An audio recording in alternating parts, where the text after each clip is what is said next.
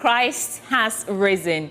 Top of the hour to you. Good morning. I'm Sweetie Abochi, and a warm welcome to the AM show. Now, before I tell you what we have lined up for you this morning, because we're celebrating Easter, I just want to share a word with you.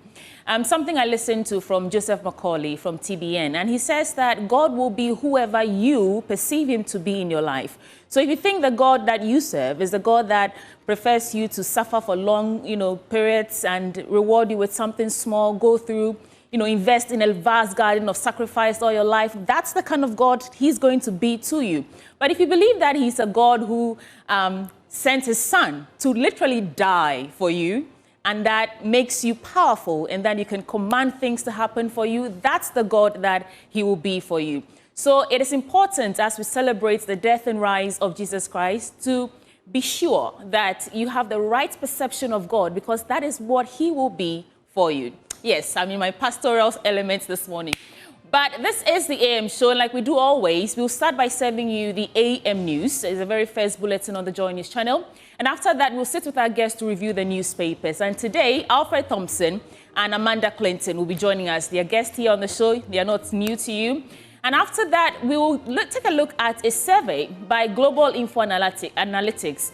And that survey shows that former Vice President and 2024 presidential candidate of the opposition New Patriotic Party, Dr. Mahmoud Bawumia, is loved by 48% of voters. But the figure sort of shoots up to 57 when you look at typical NPP supporters. And the question we're asking this morning is exactly what does this mean for the electoral fortunes of the NPP amidst a clamor for presidential candidates for the 2028 elections? Don't think that it's early days yet. We start the battle from right now. Now, we also hear from the pollster and the executive director of Global Info Analytics to give us more details on this survey that he's conducted, as well as Dr. Kwame Asante. He's a political scientist and head for the Center of European Studies at the University of Ghana. But that's not all. It's a 4-hour packed show. And so we would also speak to former General Secretary of the Christian Council of Ghana. He's currently the Executive Director of Alliance for Christian Advocacy. We can't celebrate Easter this holiday without talking about what it means for us as Christians. He's Dr. Kwabena Opuni from POM. He's our guest later on the show. And of course, we'll bring you trends with Derek Ashilevi and Jackie. And also, you get to have your say. Share your thoughts with us across all social media platforms. We'll join News on TV. Ubuntu, we are because you are. And so let's do the show together. Remember, the AM show is sponsored by Waylead Properties. In a bit, I'm back on your screens with the AM News. Please stay. It's the AM News, the very first news bulletin on the Joy News channel, and it's on the AM show. Let's get right into it. Now, the Ghana Police Service continues its crackdown on illegal mining in Tano Numere Forest Reserve and along the Tano River, arresting illegal miners. The Special Intelligence-led operation on Thursday, April 18th, also saw the seizure of 11 excavators and a bulldozer at the site located along the banks of the Tano River. They have since been transported across the river by the police to a secure custody. The operation comes on the heels of a similar crackdown on Wednesday, April 17th, when police apprehended 26, if Adobia can just come down for me, 26 suspected illegal miners, including 1 Ghanaian and 8 Chinese nationals, during an anti-Galamsey raid in the Subri Forest and along the Tano River. Now, these back-to-back operations underscore the growing urgency to combat illegal mining, which continues to threaten Ghana's water bodies, forests, and ecosystems. And the decisive actions by the police mark a commendable effort in the broader national campaign to restore and preserve the country's environment, which has become or come under increasing strain from Galamsey-related activities. Now, let's get more on this. And my colleague Erastus Asari Donko joins us. Erastus, what do you make of these arrests and the way the police is handling illegal miners at this point in the fight? Well, I must congratulate the Ghana Police Service, and I know that the Lands Ministry is also behind this onslaught in the Samreboy and the surrounding areas along the Tano River. So it is, I would describe it as a surgical incision within the criminal, elements operating within the forest around the Tano River. You remember, this is something that we advocates have been trying to draw attention of government to. And in fact, the mining along the Tano River, and if you look at how they are washing toxins directly into the river at Boya, Atala, Datano, and surrounding villages close to Samreboy. And so it comes as a great relief to some of us that the police are not only doing a day's job, they are spending days. This is about the fourth day they've been in that area in the forest. They are located there. They are doing operations within the forest, getting rid of the elements. And we are happy about it. Erastus, when you say it comes as a great relief, are you saying that the way they're handling it meets us at the point of our needs in terms of what the broader action to stop Galamsey really requires? Well, this is part of it. And I have always said that enforcement is key. We have laws, and we need to enforce them. And this is no other task force than the police themselves, who, if you know the components of this task force, we have the National CID, we have the FPU. So you have all the agencies that can prosecute involved in enforcing environmental laws at this moment. That is key. That is number one. All the other things that we propose that should come along with this can come along and enforce what they are doing currently, i.e., the alternative livelihood improvement programs. The other things that the government thinks will support this is very key. But if you look at enforcement, if we don't do enforcement now, our rivers are being targeted. They are being polluted. If you look at the pollution of the tunnel and other areas, it is something that we need to act decisively as they are doing at the moment. Erastus, we have to go, but do you think that this is serving as any sort of deterrent to illegal miners, knowing how stubborn and emboldened they are these days? Well, if you look at the reaction from the community, if you look at the number of illegal miners who are now pulling their equipment out, it tells you that it's sending the right signal out to the people. So far, on day one, if I should update the list for you, for the 26th, they arrested some more. And so day one, they arrested 29 illegal miners, 8 Chinese, 21 Ghanaians. Day two, they arrested 10 illegal miners, all Ghanaians, 4 women, 6 men. Now, day three, they have arrested 1 person. And day 4, they have arrested 7. And so bringing the total to 47 people arrested so far, 39 of them Ghanaians, 4 Ghanaian women, and 8 Chinese. I understand that the first day, the ones who were arrested on the first day have now been transported to Accra to face prosecution. So we welcome this, and we encourage the Ghana Police Service to continue. Thank you so much, Erastus Asare-Donkor, Joy News editor, ecological journalist, and he's been at the forefront of this Galamsey fight. In other stories, the Upper East Region Airport project has received a significant boost with the recent visits of Yvonne Opare, and she's CEO of the Ghana Airports Company Limited, who inspected the proposed site at Subrungu. The visit follows an earlier promise by President John Dramani Mahama to the people of the region during his thank you tour that they will finally get an airport under his government. Our correspondent Albert Sori reports. The Upper East Region is situated over 800 kilometers from Accra. Therefore, journeys by bus typically take a minimum of 12 hours to reach the capital and 8 hours to get to Kumasi.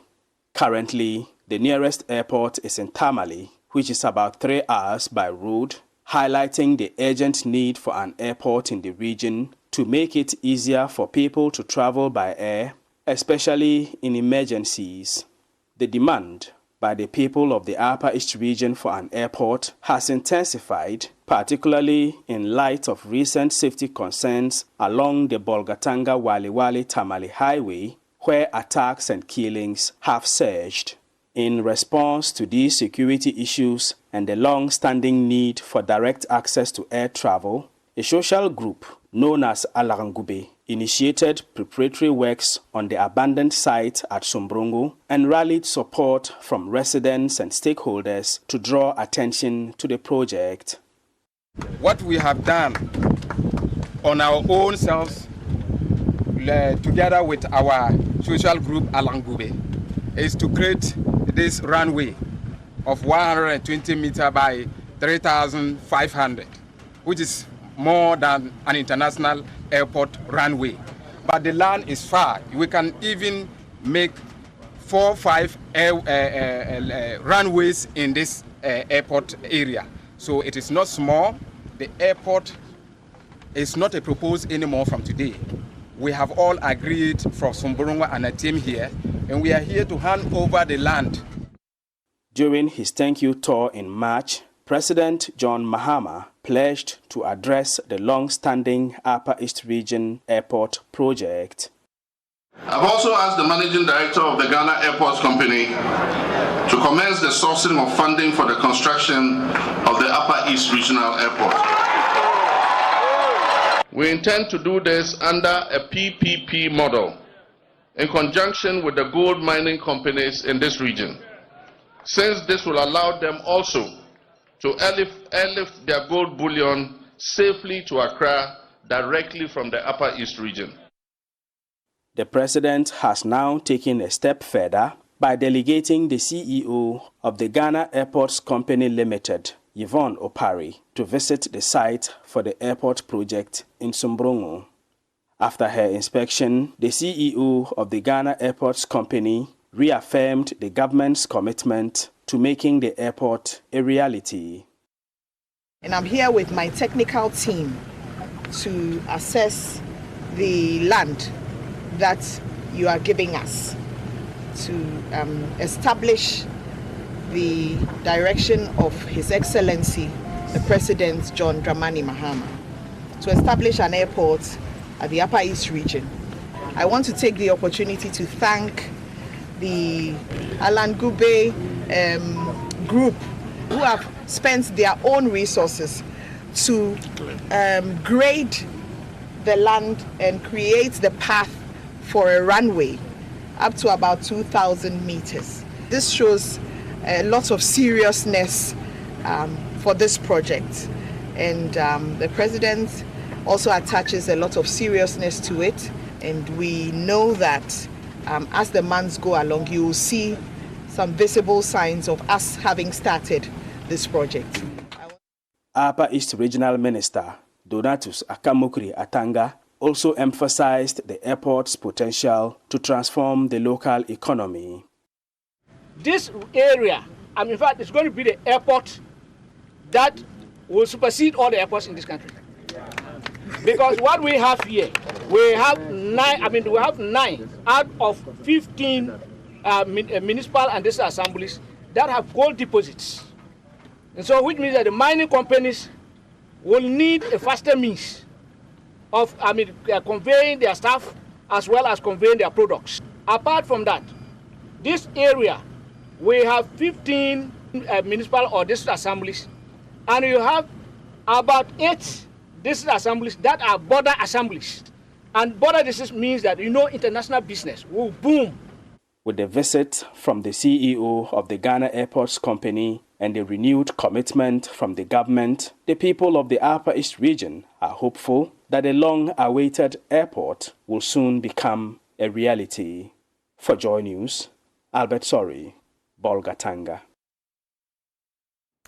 Moving on, French Ambassador to Ghana, Jules Ahmad Anyambouju, has praised the government for positioning agriculture at the heart of its social and economic agenda. During a visit to Wa in the Upper West region, he described the 47 million euros agriculture water management project and the 19.5 million euros Better project as game changers in Ghana-France relations. Joy News' Upper West regional correspondent Rafik Salam tells us more from Wa. The visit of the French ambassador to Ghana, Jules Ahmad Anyambouju, to the Upper West region provided a significant opportunity for the Ministry of Food and Agriculture to present 2 key agriculture initiatives, both co-financed by the AFDE and the European Union.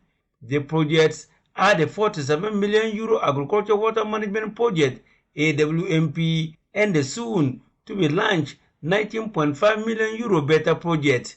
The Ministry of Food and Agriculture, led by the Sector Minister, Eric Opoku, hosted a high-level ceremony in Wa to welcome the ambassador and his delegation. This event served as a key platform for showcasing the ambition of these projects, fostering meaningful discussions about the challenges facing the agriculture sector in the north, and strengthening collaboration between stakeholders from the 5 northern regions. Minister for Food and Agriculture, Eric Opoku, noted that the country's agricultural sector is bedeviled with enormous challenges which hinder its production. He penciled the challenges starting with production inefficiencies, lack of infrastructure, limited access to essential inputs, and weak integration with the agriculture value chain. Eric Opoku therefore welcomed the €47 million agricultural water management project, AWMP, and the €19.5 million better project, which he said is in line with the country's agricultural vision. The AWMP and the Better Ghana project are bound by shared principles such as sustainability, inclusiveness, and partnership. Under sustainability, we want to look at smart agriculture, climate resilience, and value chain integration. Under inclusiveness, we'll do that by empowering smallholder farmers, particularly women and the youth. Partnership, this is between government, development partners, and the private sector and our communities. We want the communities to take ownership of these projects. As the Minister for Food and Agriculture, I wish to assure our partners, the European Union and the AFD, of government's unwavering commitment to ensuring the effective coordination, integration, and sustainability of the AWMP and Better projects. Collectively, we are building a resilient, inclusive, and sustainable agricultural future for Ghana. French Ambassador to Ghana, Jules Aman Anyembasu, commended the government for making agriculture the hub of the country's social and economic transformation. And I like the way, Eric, when you talk about agriculture, you feel it. You are sincere. You feel it. You know too much sometimes about it, but you are always very clear, very focused. So you decided to, under the leadership of His Excellency President John Mahama, to make agriculture the heart of your social economic transformation. These two programs you have been working on are probably the best game changer of our relationship. Not just to meet, to interact, but to be able to take action. Our Power Minister, Lawyer Charles Wonga Pozun, on his part, stated that the government remains resolute in promoting green economy that patronize climate-smart agriculture, sustainable land management, and enhance access to financing for smallholder farmers. Our administration recognizes that inclusive growth can only be realized when all actors, ranging from smallholder farmers to agribusiness entrepreneurs, are adequately supported with access to modern technology, financial resources, and lucrative markets. Also present at the program was the country director of the French Development Agency, Clementine Dadi. Reporting for Dre News, Rafik Salam. Wow.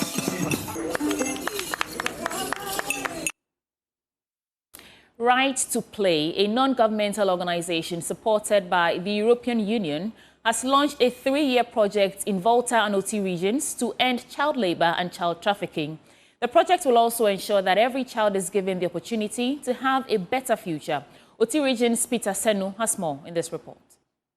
Right to Play Ghana, in collaboration with its partners in Community Development Program and Alliance for Community Resilience and Development, has launched a 3-year project which aim is to campaign against and eradicate child labor and human trafficking in 3 districts in the Oti region, namely Karachi East and West, and also the Kijibi district and the Pandu district in the Volta region.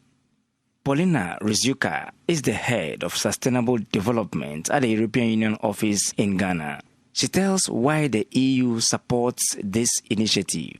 European Union is supporting this project because the European Union is deeply committed to a long-lasting partnership with Ghana in the first place, and it's also deeply committed to tackling human rights issues, and the child labor is one of the very important human rights issues. So we are here today in Dambai to support our partners, civil society, local communities, local authorities, educators, parents and teachers to tackle the challenge of child labor in OT and Volta regions. The project is expected to positively affect some 4,800 children and 9,600 parents and a host of other stakeholders in the fight against child labor and human trafficking in the selected districts. Evans Sinkari is the program's director at Right to Play Ghana. He is calling for the support and cooperation from community members for the success of the project.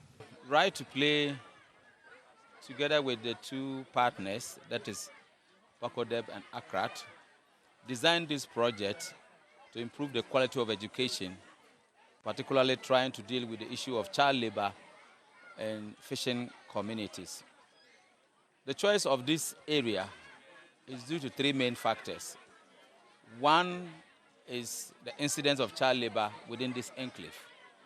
According to data, even though we have child labor across Ghana, this is one of the areas we have higher level of incidence, particularly looking at the river bodies, the water activity around. The tendency for children to go with their parents in search of livelihood is very high. Depending also on the fact that about 70 to 80% of adults here, their livelihood dependent on fishing-related activities. For this reason, we are able to identify that the ability or the potential for children to go into the sea to fish and to do other related activities which is harmful to them is high. The other aspect is the fact that this is quite an underserved area in terms of development interventions, particularly coming out to the incidents around the creation of the OT region.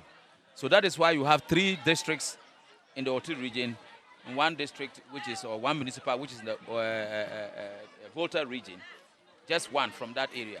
This is because of the fact that over the years, the people have asked for a lot of support, and we think that Right to Play and the donor is supposed to support them. Government agency heads ensuring the welfare of children in the two regions were also present to lend a voice to the fight against child labor and human trafficking. Peter Sanu for Joy News.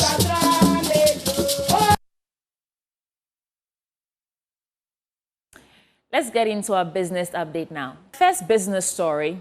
The technical advisor at the Bulk Oil Storage and Transportation Company, that is BOSS, Nana Mwesi the 7th, has confirmed that the zonalization policy will not be scrapped, despite calls from some industry players to end it. Under the current zonalization policy, oil marketing companies are restricted from transporting fuel across zones. For instance, a company cannot lift fuel from a depot in Tema to supply stations in Takrade. Instead, fuel meant for Takrade must be lifted from a depot within the same zone and distributed accordingly. Speaking to Joy Business, Nana Mwesi emphasized the need to review and redefine the zones under the policy to enhance its effectiveness and efficiency. Already, the Ministry of Green Transition and Energy have set up some committee to look at reforms in the downstream sector. And so all the policy directives existing will be relooked at, including the zonalization policy. The policy will stay because it is important that we ensure that for every respective zone in the country, they have fair fuel supply and fair price as well. If we allow the Northern Belt to come all the way to Tema to haul products up north, the cost of transportation may be added onto the price at the pump, and also the risk involved in the movement of vehicles on our road and all that. So zonalization will stay, but probably we have to redefine the zones.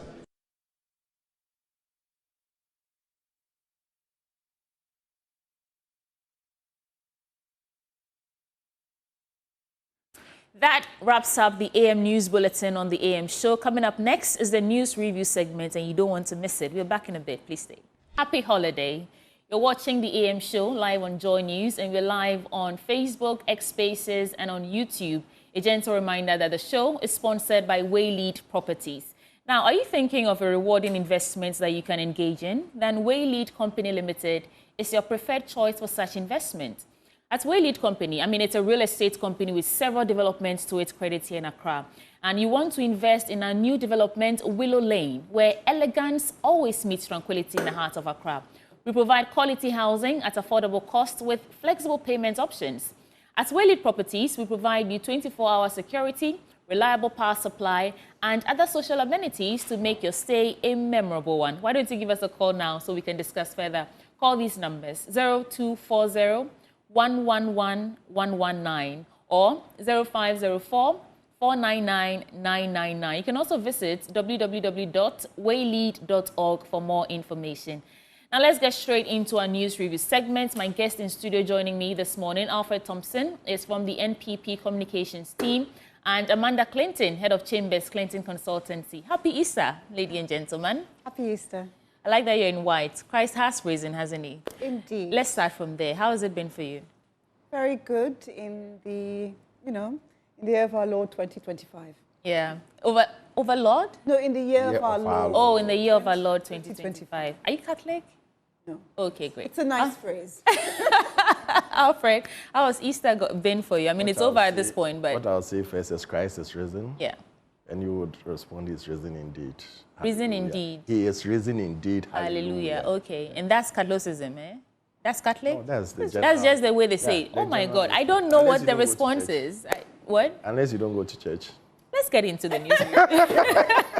Because when the Muslims are celebrating their Eid, we always say, Baka True. So we have to also say, Christ is risen. He is risen indeed. You know what? Let's do this again. Christ is risen. He is risen indeed. Hallelujah. Amen, somebody. All right. So let's get your quick reflections. I've been off the scene for a while. I know you haven't seen me in a while. I took a break. And so it was just this weekend that I started consuming news again. So let me ask you, what has been the most topical thing that is, caught your attention, Amanda, throughout the week? The weekend, actually.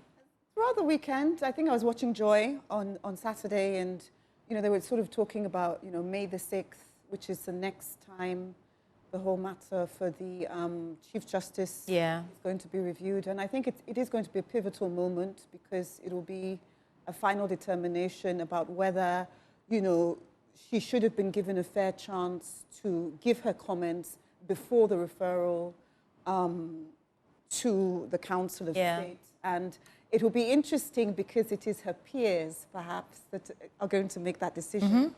And should the Supreme Court, in effect, say that she wasn't given due process, it would mean that the president can't form that panel, that panel to investigate.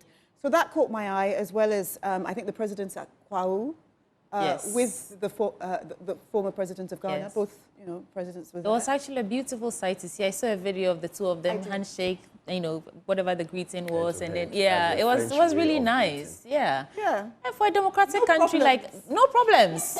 Democracy prevails. Yay. Right. Well, I'm sorry, I took the wind out of your sail. Oh, not at all. So, it's a very good conference, I think they're at.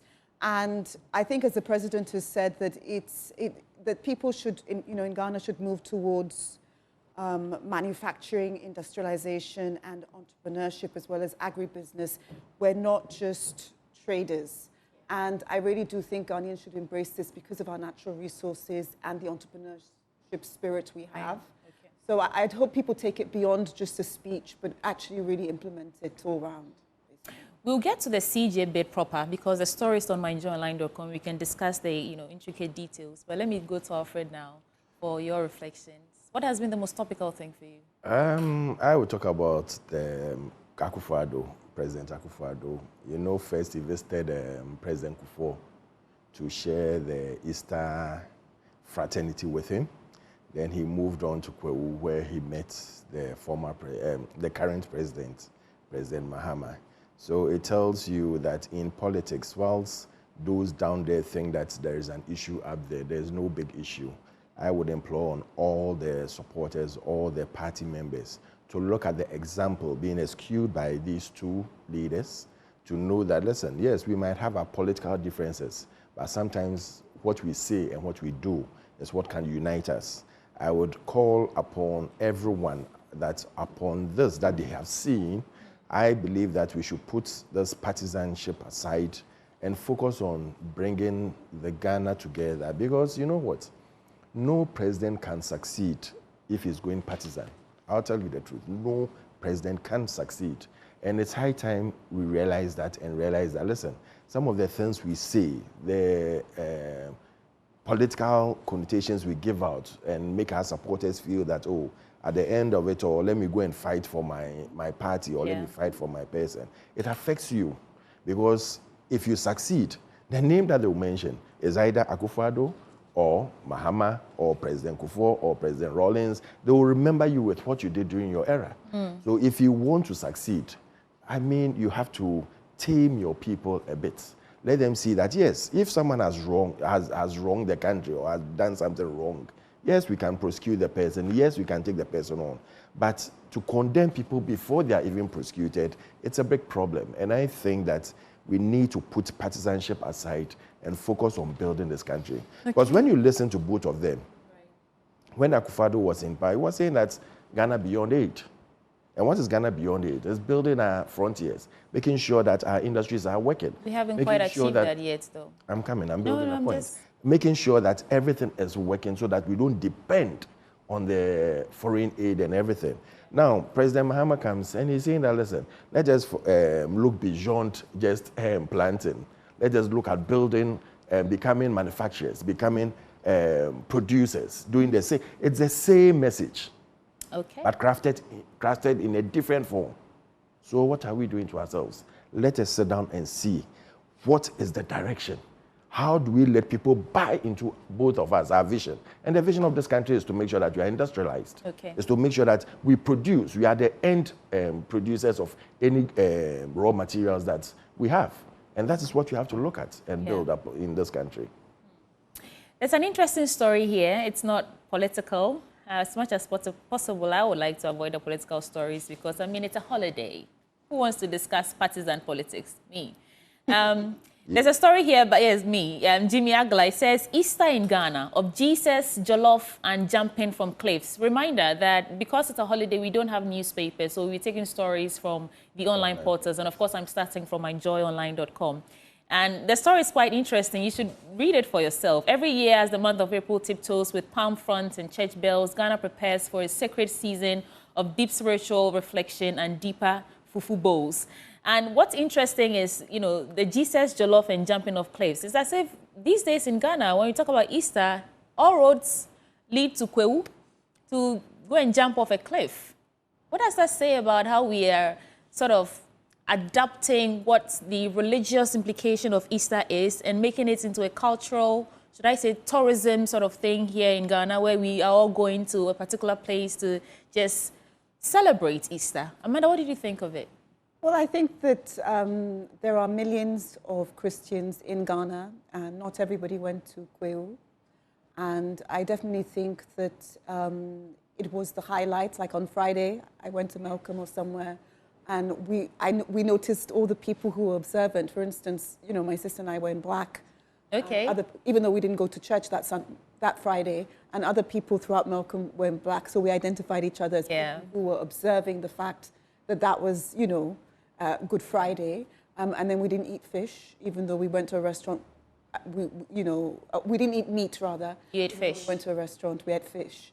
And so I think the real celebration of Easter is personal. It is one's own personal belief, and with millions of Christians in Ghana, people celebrated it the way it's personal to them. Right. And I definitely don't think, I think if you're a shallow level Christian, then you really do need this sort of like branding and events and shouting and screaming and, you know, like whatever, jollof and everything. But I think those who truly believe in Christ, you didn't even have to go to church on a Sunday. You celebrated it in your heart. And with reading particular scripture and reflecting about what this truly means.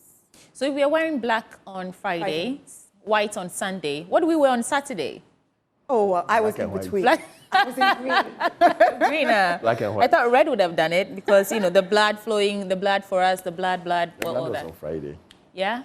Okay, Black Friday, black for Friday, Yeah, the death. red can be on Friday. Red? Yeah. Well, they didn't tell us that, so I guess we'll leave that to our own discretion. Alfred, celebration of Easter in Ghana. Culture, religion, where's the intersection? Yeah, I would say that the main impulse of everything is about Christ who died and rose on the third day. If you celebrate, if you go and eat your jollof, if you go anywhere and you just talk about Easter, it gives you the message that there was a Christ and there was someone who died. So I believe everybody in one way or another celebrates it. But how do we do it? Some people also have to make money out of it.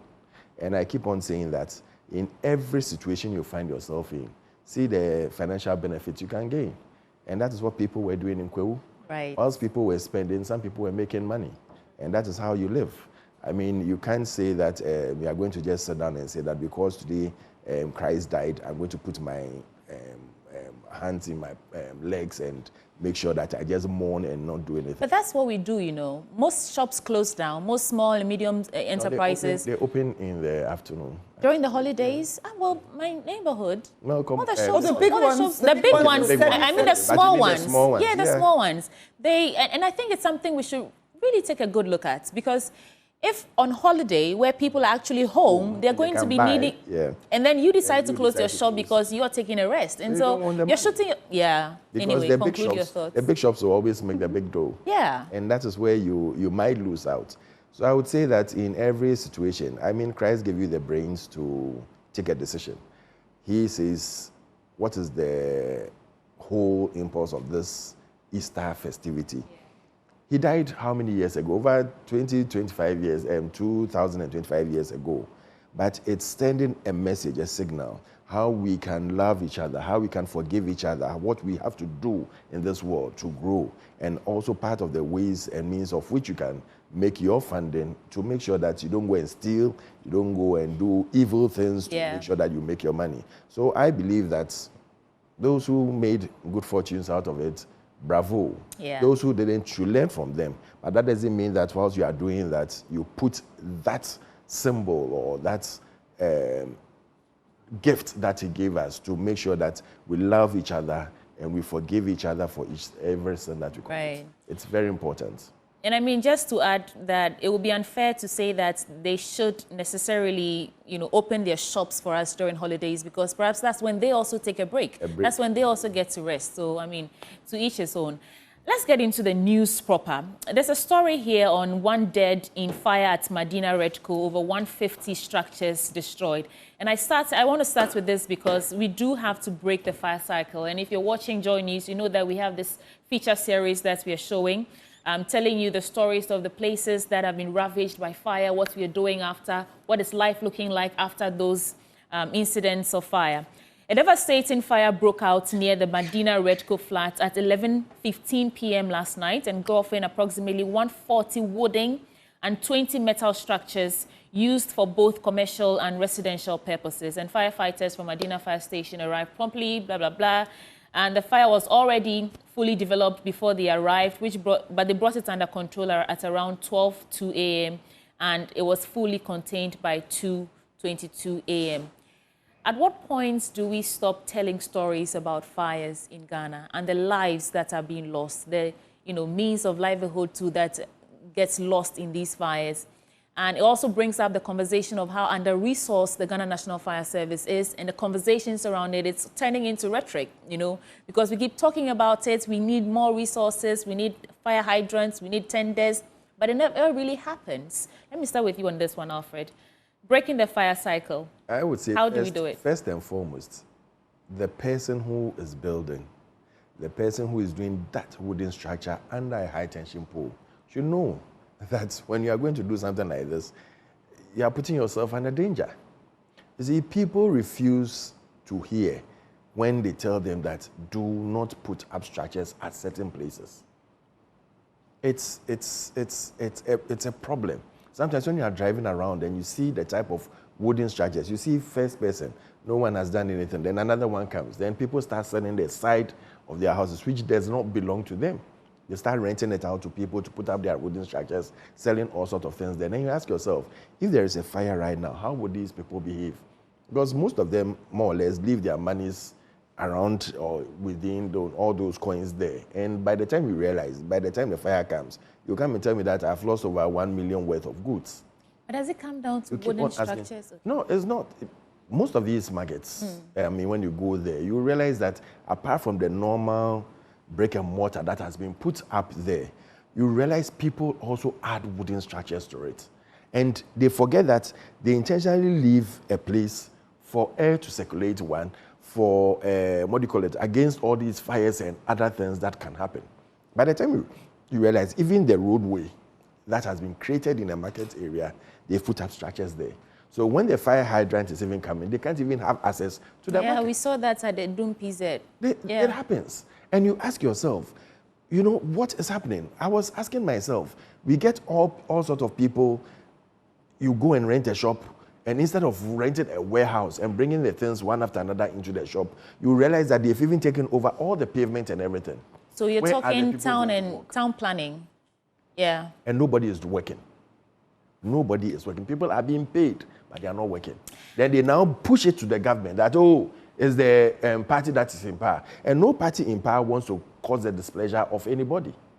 Because they are looking at the other side as well. Yeah, and although we can chastise those who build wooden structures in places that they are not supposed to, I think that it's broader than that. Also, it comes down to electric, you know, wiring, electrical, most of them put up these, things that they have to do. get these uncertified electricians to come and put up structures or wires in there and everything. No washroom facilities, no sinks, nothing. You get people standing in front of their shops and even brushing early in the morning and everything. You ask yourself, what is going on? But the bigger Hygiene, question really, everything, Alfred. Nothing is happening. Because you talked about town and country planning, developments like that, if Ghana were to embark on that journey, that we wanted to restructure the way our towns are built or the way we build houses generally, we are the same people who come and say we are demolishing people's houses. We are, you know, creating more homeless people than necessary because these are people who live in these places that you are going to be using bulldozers to collapse because you want to restructure. Where do we even start from? Briefly, and now go to I will agree with you to an extent.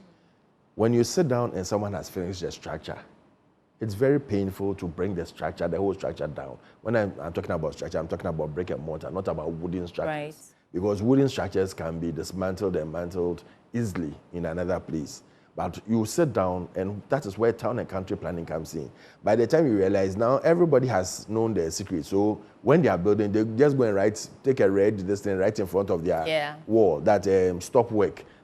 Contact AMA or whichever this thing, district it is. Most people just paint over it. No, sometimes they even write it themselves. So by the time you realize, someone will come and say, but you've come here, we've gone to the office, you are still working on it. By the time you realize they put the structure up, it's because people are not working.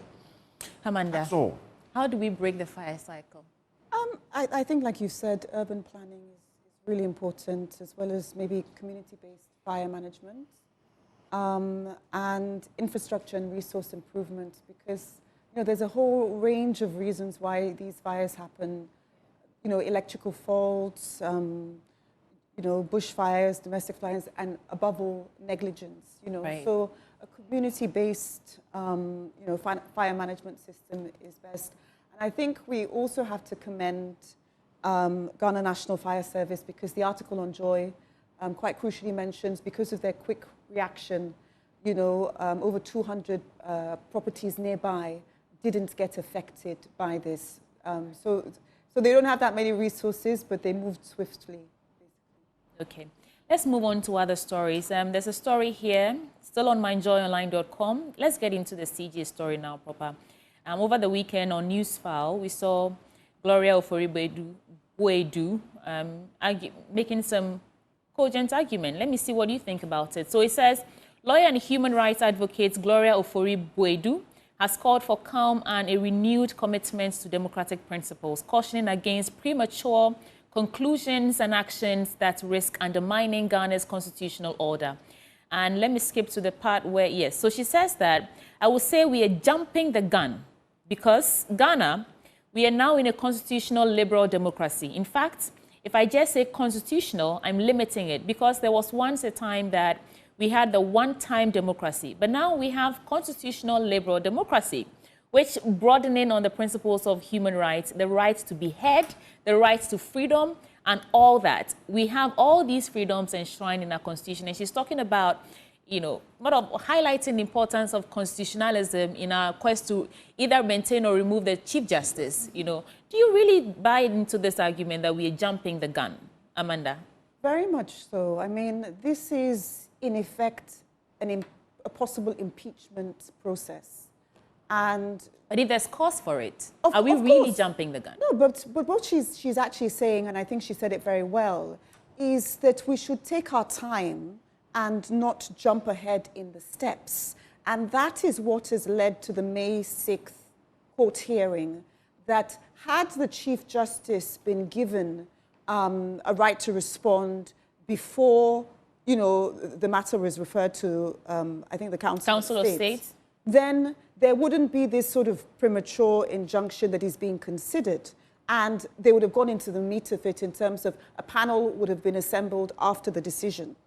But I think she's absolutely right, because with impeachment processes, it could be for a president, it could be for a Chief Justice, it could, you know, a Parliament as well, the head of Parliament, you know.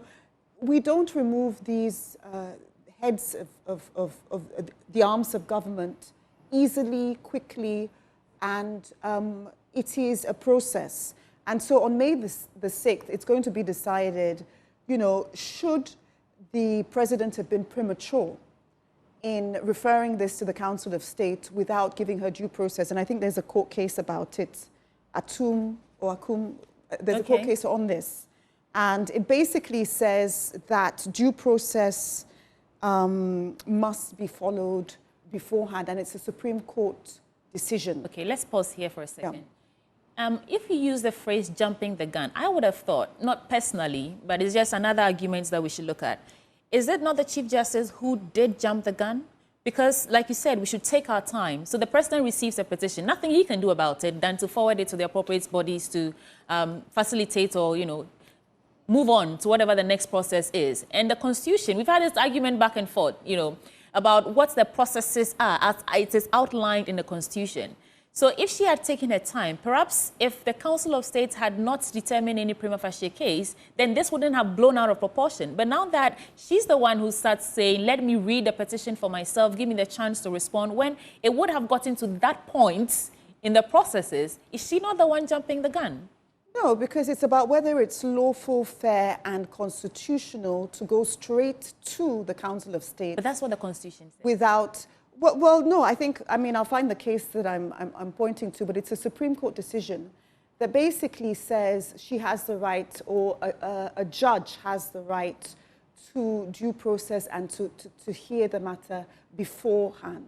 Oh, well. So I'll look for that case whilst you go to... Okay.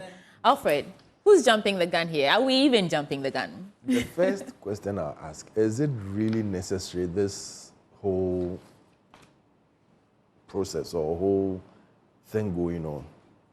It's all because when we're on political platforms, what we say inspires and instigates people to come and do what they want. Because you're just starting, I really want to, you know, get what Amanda found it. So I want to hear it, then we can continue. Yeah. Ajay Toom case, I think 2005 to 6, it's a Supreme Court case, held that judges facing removal must be afforded a fair hearing before any preliminary determinations are made. This precedent supports the argument that the Chief Justice should have been notified and allowed to respond prior to the President consulting with the Council of State. So it's a Supreme Court decision. I think it wasn't in relation to a Chief Justice, it was in relation to a judge. Mm-hmm. But you see, this is the beauty about the law. They can use it either way. When it gets to the Supreme Court, they can either use it in her favor or not. Yeah. But ultimately, if we get down to this case, it's not just about the law, it is about public opinion. And public opinion would have said, perhaps, and I'm not speaking for myself, but public opinion might have said that it seemed that the Chief Justice led in supporting a lot of NPP cases, and then perhaps this is why this is befalling her. But again, the Supreme Court is the final, they're not basically making a decision, they're just saying if the steps were followed. Yeah. And if the steps were not followed, then the president can't really form this 5-member panel to investigate, basically. Right. But it'll be interesting to see how her peers judge the situation and whether, you know, her peers will basically hang her. I think we are here because the Constitution doesn't make provision for the removal of Chief Justice. Yes, I mean, if there's a petition against the Chief Justice herself, that's why we are going back and forth on all of this. I mean, does she fall under the category of a judge? Yeah. You know, should we use the same procedure and principles that applies to normal judges? Because she is, you know, the head of the judiciary. But Alfred, you were going to make a point. From what she's saying, you realize that the same thing happened in 2000 under President Kufuor. So, I mean, petitions came that they should remove the Chief Justice and everything. It's been ongoing. And when will there be a stop to it? The mere fact that I did not appoint you doesn't mean I should not be able to work with you. And that is where we have to start learning. That, listen, whether the person ruled... But is that the argument? But that's there was a petition. I mean, the president didn't... There was a situation where the president said that the Chief Justice should go. And the EC chair would go when they come into office on campaign platforms. Really? I didn't Oh, yes, that. on campaign platforms. That is why people write petitions to you that remove the Chief Justice, because they know that that is what you want to do. So let me help you. No, I don't know. Well, let me also put out that these are his opinions, doesn't reflect that of the station. We need, there should be a break somewhere. Right. You know, are you saying that because the president may or may not have said, because I didn't see that video, I haven't heard him say that he will remove the Chief Justice and the chair of the EC, that's why people petition him to do that? Yeah, your party people. But how can you prove that? Your party people, when I know that... How do you know that it's party people that let me give petition you an the president? When I give you, when you sit down and tell me that, oh, I like an Apple laptop, and I bring you an Apple laptop, wouldn't you take it? Oh, that's too simplistic an It's not argument simplistic, compared to but what I'm we're telling talking you about. how it works. Yeah, when I know what you want, I'll help you achieve what you want. And that is why sometimes governments come in and they will tell you that I can't work with you. Alfred, because you've not seen the we petition. don't have the same vision. Okay. Oh, all I'm saying is you have not seen the petition. Snipers of the petition right. all around. And you are saying that it is on social media. And you are saying and it you is look at it and you ask, NDC and you people you who look, are. Oh, it's not everybody who will be NDC. You can get. Yeah. So how then you make an argument like that? That's what I'm saying is Amanda that, wants to come what in. I'm saying, Amanda, just I'll come to you in a second. What I'm saying is that when you love something, people will help you love it more, whether the person belongs to your party or not. But at the end of it, you have to sit down and say that, no, I'm not going to go this tangent. I'm not going to go this direction. I believe that, listen, she might be given or she's been. There are cases that NDC won in court that we were not happy with it. We were in power, we were not happy with it. But they said, oh, yeah, the court has done well. But when they lose cases, they are not happy with it. Where is justice in here? What I actually remember is the president making some allusions about how some polls have predicted that Ghanaians do not think the judiciary is working as effectively or efficiently as it should be. About something about, is it corruption in the judiciary or something? That's what I remember him saying. The judiciary has started since Adam. I will try and find that video, what you're talking about. Otherwise, then we can't prove that. And people, you get, in every organization, you get the good and the bad. There are people who will take bribes to do what they want to do. Doesn't mean we shouldn't strive to reduce. There are people who will take bribes to do what they want to do, and there are people who will not do that. But that doesn't mean that we should jeopardize the head of the institution. Right. I was reading an article, just to end here, I was reading an article over the weekend about this whole judicial system and how we've clothed the president with so much powers. It started from the Nkrumah days when they were looking at how they should structure the constitution and who should get the powers to do some of these things. And that is where we started putting the Council of State and the distance. But everything, now they've done it in this Fourth Republic that everything stops with the president. You see, there are certain institutions that I believe that they should leave it at the doorstep, maybe of the Council of State or maybe of certain institutions that have that power to do so. All right. Like the police, like the Supreme Court, like maybe the Auditor General, and certain other organizations. We should leave it so that it doesn't become partisan. All right. So, Amanda, last bit on this topic and then we move on. Yes, I think Nkatia said on Ghana Web, I saw it on Ghana Web just before coming in, that, you know, the petitions released, you know, in the public domain might not necessarily be the official one. Yes, yes. He said something like that. Okay. But so let's not say those are the ones until we have a... Yeah, well... Yes, okay, but I mean, I wouldn't be surprised if Professor Sari's petition reappeared again from the last time, etc. But I mean, what I do want to reiterate is that it is a slippery slope if we allow, if like another lawyer on Saturday said, if we don't take our time in this. Nobody's saying that because we don't know the basis of you know, the petitions. Yeah. Nobody's saying it shouldn't be considered because it's constitutional for the matter to be considered. But we shouldn't jump the gun and we shouldn't do this too quickly because, you know, like I keep on saying, the president's role, the Chief Justice role, the, you know, Parliament, the Speaker of Parliament, this is, you know, separation of powers for a reason, and they carry a lot of power. And so if any other arm can arguably engineer, you know what I mean, the removal of one, it means that the next president can so easily do that. Yeah, we are setting a dangerous precedent. And that is what we are protecting. We don't really, not that we don't care, but you know what I mean, it's not the person. We don't see her as a person. We see her position, we see her seat, we see her role. And we are protecting, I think, as Ghanaians, the institution of her role. Yeah. And that is what the focus should be on. And I think the Supreme Court on May the 6th is definitely going to be focusing on, you know, they're protecting the seat of the Chief Justice, not necessarily who they engaged with there. Okay. And, you know, the president could be removed in impeachment processes, potentially, and the Speaker of Parliament, you know what I mean? So just like it's not easy to remove their roles, we cannot set a precedent that it will be easy. So the petitions will be considered, but if due process wasn't followed beforehand, before it went to the Council of State, then maybe he can't form that panel. And I think that would be a cautionary tale for them to just restart the process again. We wait on May 6th to see. She is a lawyer, so she might let us know.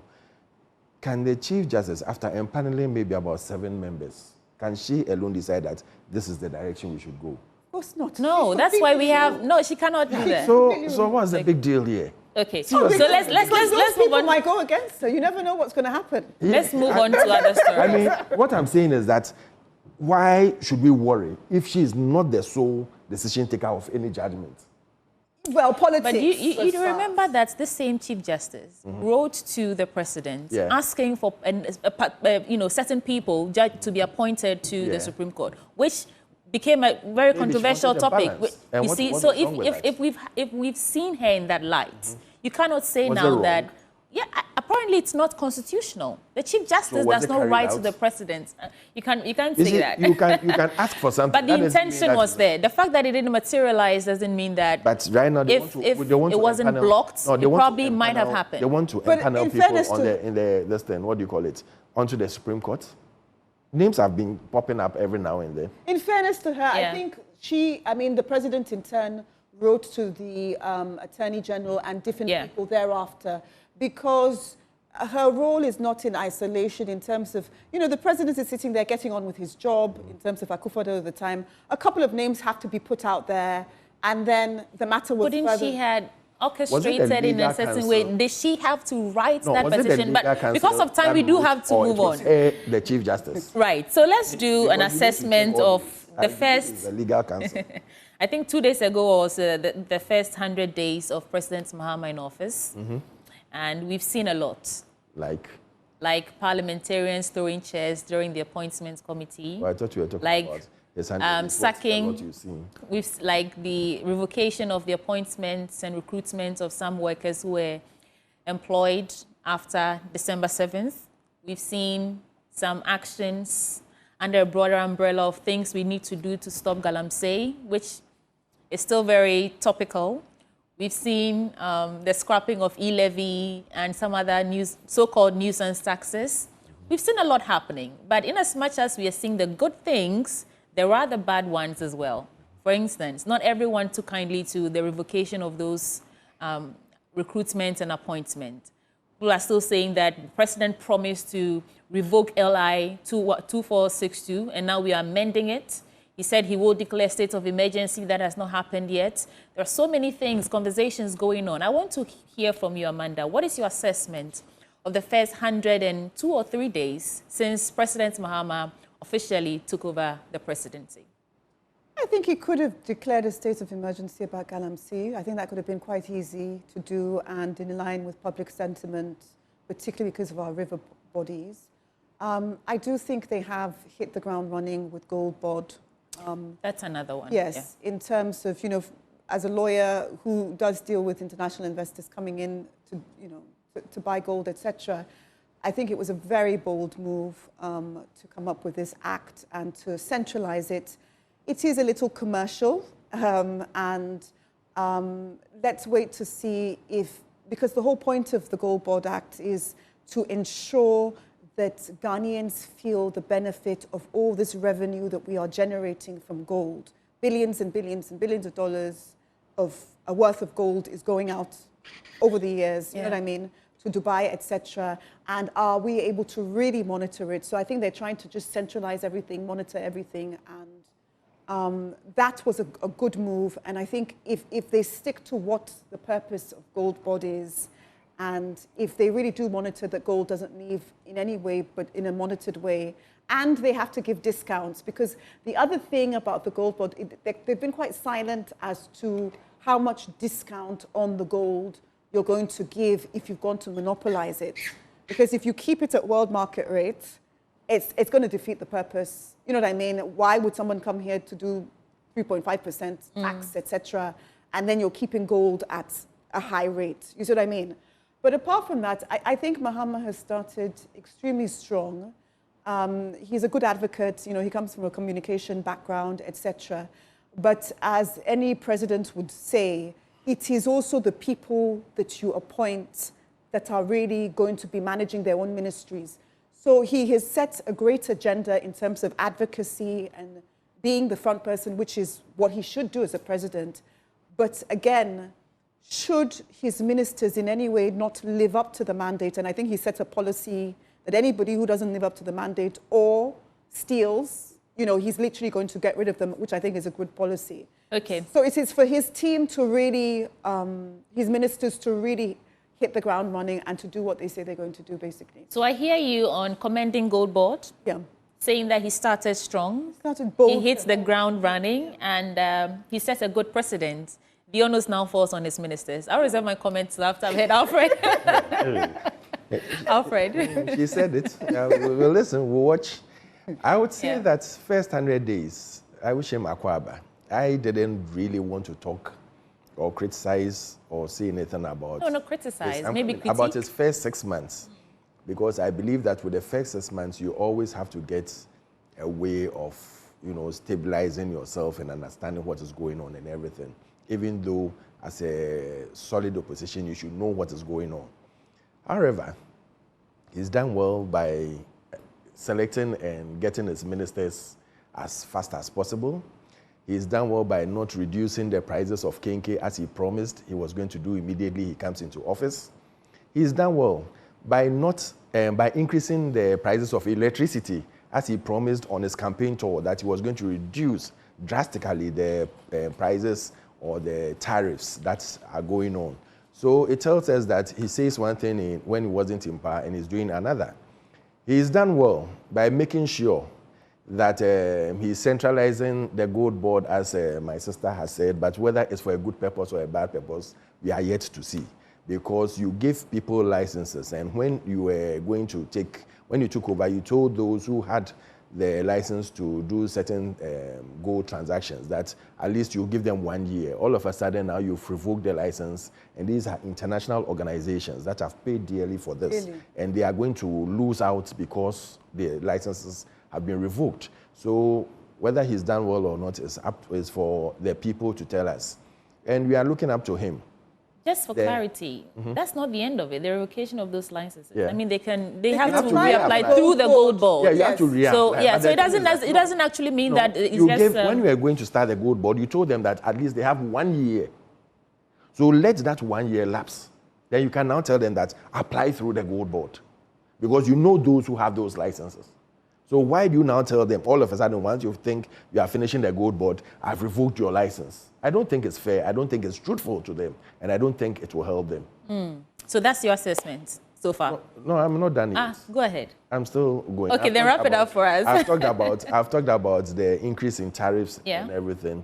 I've talked about the creating of the 24-hour economy that will give us 133 jobs, but now it's giving us 24-hour sacking of people from organizations and everything. It tells us that they didn't have any clue, they didn't have any idea of how they are going to create jobs. They just sang a praise, and when they came into office, they decided that let me sack some people out of office, and then I can use that to create some jobs for people and say that I've created about 1,000+ jobs within the first 100 days or so. Right. Because all I see is sack, sack, sack, and I don't see anything tangible coming. And don't forget that those you are sacking today are those you are telling them that they should come and pay more on their electricity and their water.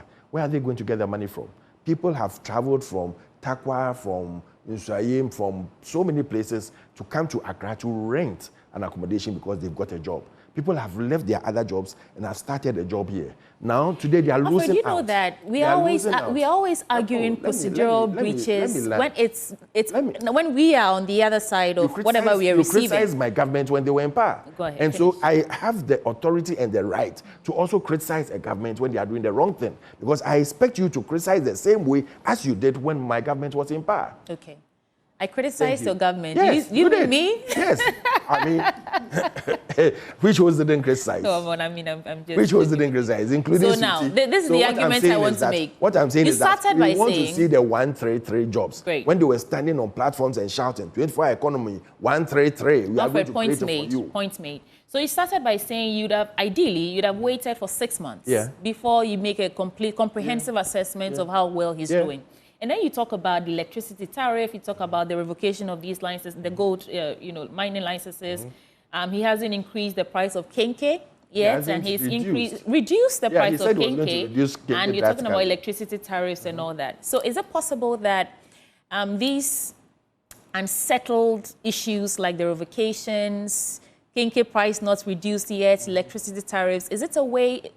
Can you extend some grace to the president for that 6 months when they've actually solidified their foundation, and then maybe... And what he's going to do? Oh, he actually has 120 days. He said he was a 120-day social contract with Ghanaians. So he had 20 we are just days. Marking 100 and a few days. So we just have 20 days to add. I'll wait for 20 days. I'm just asking, is it possible? Is it possible that it's still early days and these issues that are coming up are expected because for a new government, for a new administration, because governments are continuum, they need to actually be sure that their foundation is solidified, and then they can start to ameliorate the issues. So I'll give you the favorite quote of President Mahama. No government can achieve anything within 4 years.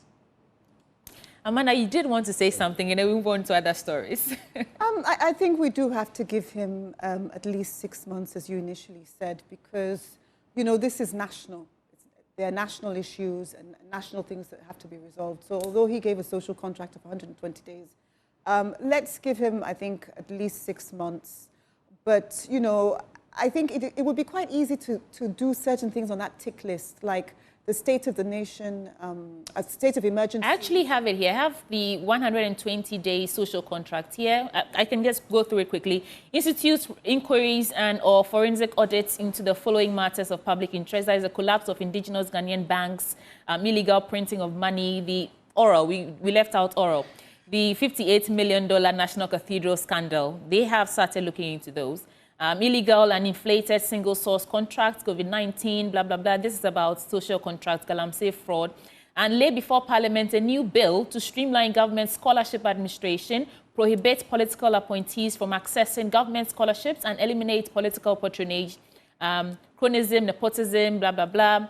Commence investigative processes to purge state security agencies of all militia and vigilante elements. I haven't seen that yet. Reopen investigations into major unresolved criminal cases, including we've seen some of those happening. Initiate a probe into the man-made disaster caused by the VRA spillage from the Akosombo and Kpong dams. And I think that's all that I have here, but that's not all because I know there's so many more. Yeah, there's so many more. You had about 100 plus. Yeah. You know what? When they come back, pull this for my notes. Yeah. When they come back from Kwewu, so we can ask them. But no, for 20 days, maybe they shouldn't. Yeah. Right. And fulfill the contract. What I thought you'd talk about, though, I was hoping that one of you bring it up. The U-turn that the Education Ministry has done with this no fee stress first year policy, where they said they would reimburse those who had paid. Now they're saying the money will not come to them directly; it will go to the school. And I've heard lots of arguments saying that it's not a good look on this administration because it appears as if you say one thing and then you're sort of pussyfooting around what you actually intend to do, and you're not doing exactly that. Are they not still doing what they promised? Because their promise was to scrap the first year fees for level 100 students, right? Now they're saying instead of giving them back the monies, they're just going to credit the school. So you still get that total amount of money that you're not supposed to pay anyway, get carried forward into maybe the second term if you had paid already before the reimbursement starts. Is it... What is so wrong with that, Have Alfred? they issued an official statement on that? Yeah, the deputy education minister. But the education it was minister the education minister came himself to promise us that who said they would refund their monies to them. Now, deputy education minister stands somewhere, Honorable Apak, and says that, oh, they will not refund their monies to them. I don't know who is speaking the truth. No, but that's what I'm saying. I really the monies are still going to be refunded. But instead of the boss, hold on, or Alfred, should I listen to the instead of giving the money back to the students, you're giving it to the school. You're crediting, the account to the school, so they still get the money. Is this a U-turn? But the thing is that, is it the boss's final say on that, or is the deputies? Because whatever it is, if the boss hasn't said that we are going this direction, the deputy can say whatever they like. Are you saying that the deputy finance minister's, should I say, claims are subservient to the substantive minister's pronouncement? I don't understand. They are all ministers. They are all ministers in that ministry. There is a boss. He had the authority to speak on behalf of. There is a boss and there is a deputy. That is why when they told us that. Alfred. That is why when the president himself told us that they are not going to increase electricity, and now it has been done. Alfred, I have the authority to question them. Are you saying that if Professor Nana Jane comes out to say that starting today we'll be feeding first year students in a university, and the president said, well, starting next week we'll start feeding? I'll listen to the president. Amanda, I'll listen to Nana.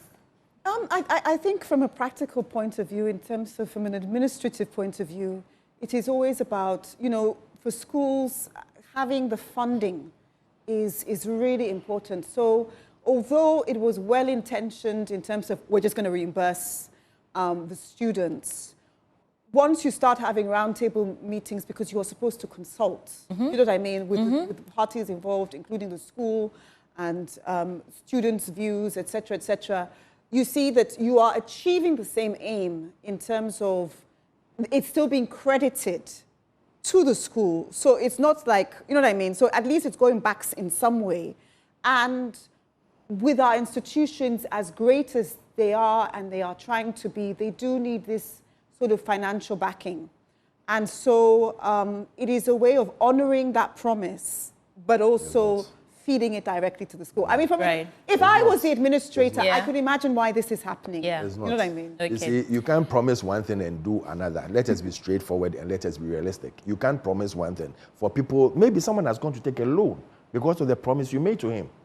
You've signed a social contract with him that you go ahead, get your loan, and when it's time, I'll refund your money to you. Now the person has gone for a loan. How is the person going to pay the loan back when you give the money to the university? That's the question we should start asking. Yes. Now you put someone in a serious situation where even if you are not careful, the second year, you can't even move because they'll be chasing him for the loan. Now, let me make this counter-argument. You are ready for it. Nobody actually asked anyone to go for a loan. When the president said that he will scrap first-year fees for level 100 students. And the if you were in that position where school, hold on, if you're in that position where school, your admission is taking effect, school is about to open, and you don't have the money yet, of course it makes sense that you try and find the money from somewhere else so that because they said they'll refund it, it makes sense. But you cannot also blame the president for deciding to still give you the money, but doesn't come to you directly and say that I'm going to take a loan. So what do I do about that? I can't blame him, because the minister came out to say that all first years who are going, their monies will be refunded. He said it categorically.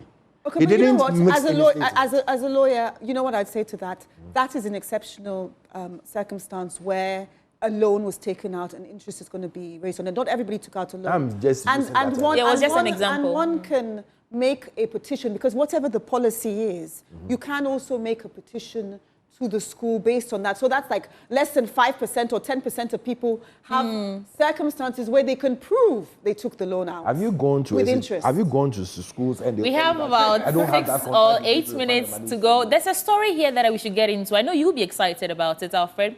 On MyJoyOnline.com, Baumia's popularity among NPP members moves from 48% to 57% in latest global info analytics polls. And we actually discuss this into detail when we get to our big stories. But I do want to find out from you, Alfred, how's the party reacting to this? I will say good morning to Dr. Alhaji Mahmoud Bawumia and their beautiful wife, Samira, and I wish them the best for this Easter season. I know he's going to embark on his thank you tour sometime this week. He postponed it because of the Michael Kwe reports that they were doing. He didn't want the clash where he's at one place and maybe his people are there. They wanted information, and it will be like we are doing the same thing but in different ways, and it wouldn't help the party. So he took a decision and said that you wait till the report is finished and then he will go on a thank you tour. So I know he's going to embark on that now and thank everybody who in one way or another supported him.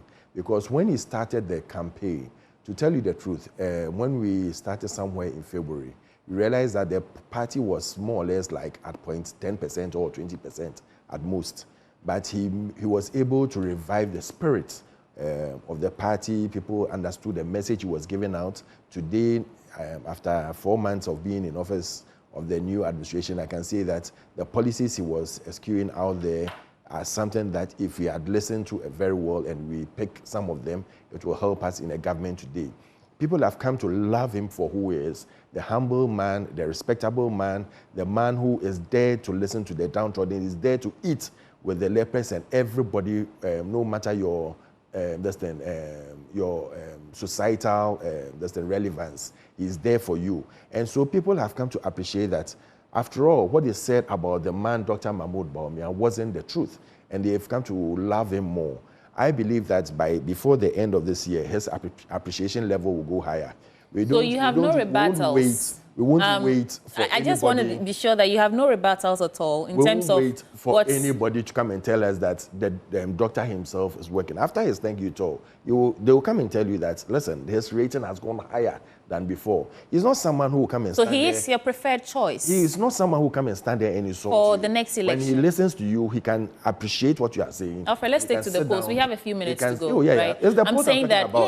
but I'm these saying... are some of the things that the polls, when you read it into details, it brought out. Yes. That he's not someone who insults. He's not someone who condemns. He's not someone who looks down on people. I'm saying... He's a humble person, and he's Alfred, someone who is ready to Alfred, let's do this. The question I'm asking you, I know you're in love with Bawumia, and I know you want to say what you want to say. In but 2028, hold on, let me put my... Alhaji Mahmoud Bawumia will be the next president of this Great. republic. So you have no rebuttals on this poll. Everything that you're saying about Bawumia being the preferred choice, an increase from 48 to 52 is significant enough, and you yourself are saying that after his thank you tour, it would likely even be higher than that. Yeah. Thank you for that. I would say I wish Musa Dankwa well, yeah, but we are focused and we are going to deliver to the people of Ghana, even in opposition. Okay. We'll be a responsible opposition. I don't think he has said anything about that. Opposition. But Amanda, looks like Dr. Mahmoud Bawumia is the preferred choice. Meanwhile, I don't want to keep bringing up dead bodies, but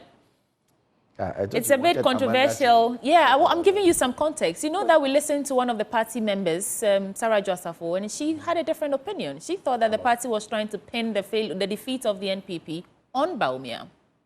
You listened to it. Everyone knows it's not Bawumia's fault.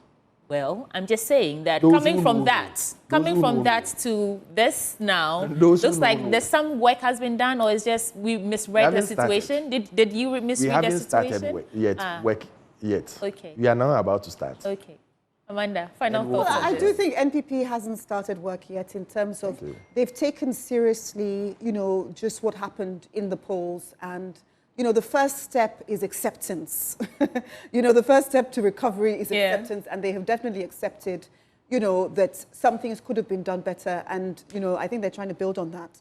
But with this report, I'm reading on Joy Online, it says that the increase in support could be attributed to Baumia's continued engagement with grassroots, his policy proposals during the election campaign, and his calm demeanor in the aftermath of defeat, where I do believe he was humble. He did come across humble. But I think we are here now where the two presidents are shaking hands, warmly because of Baumia's concession.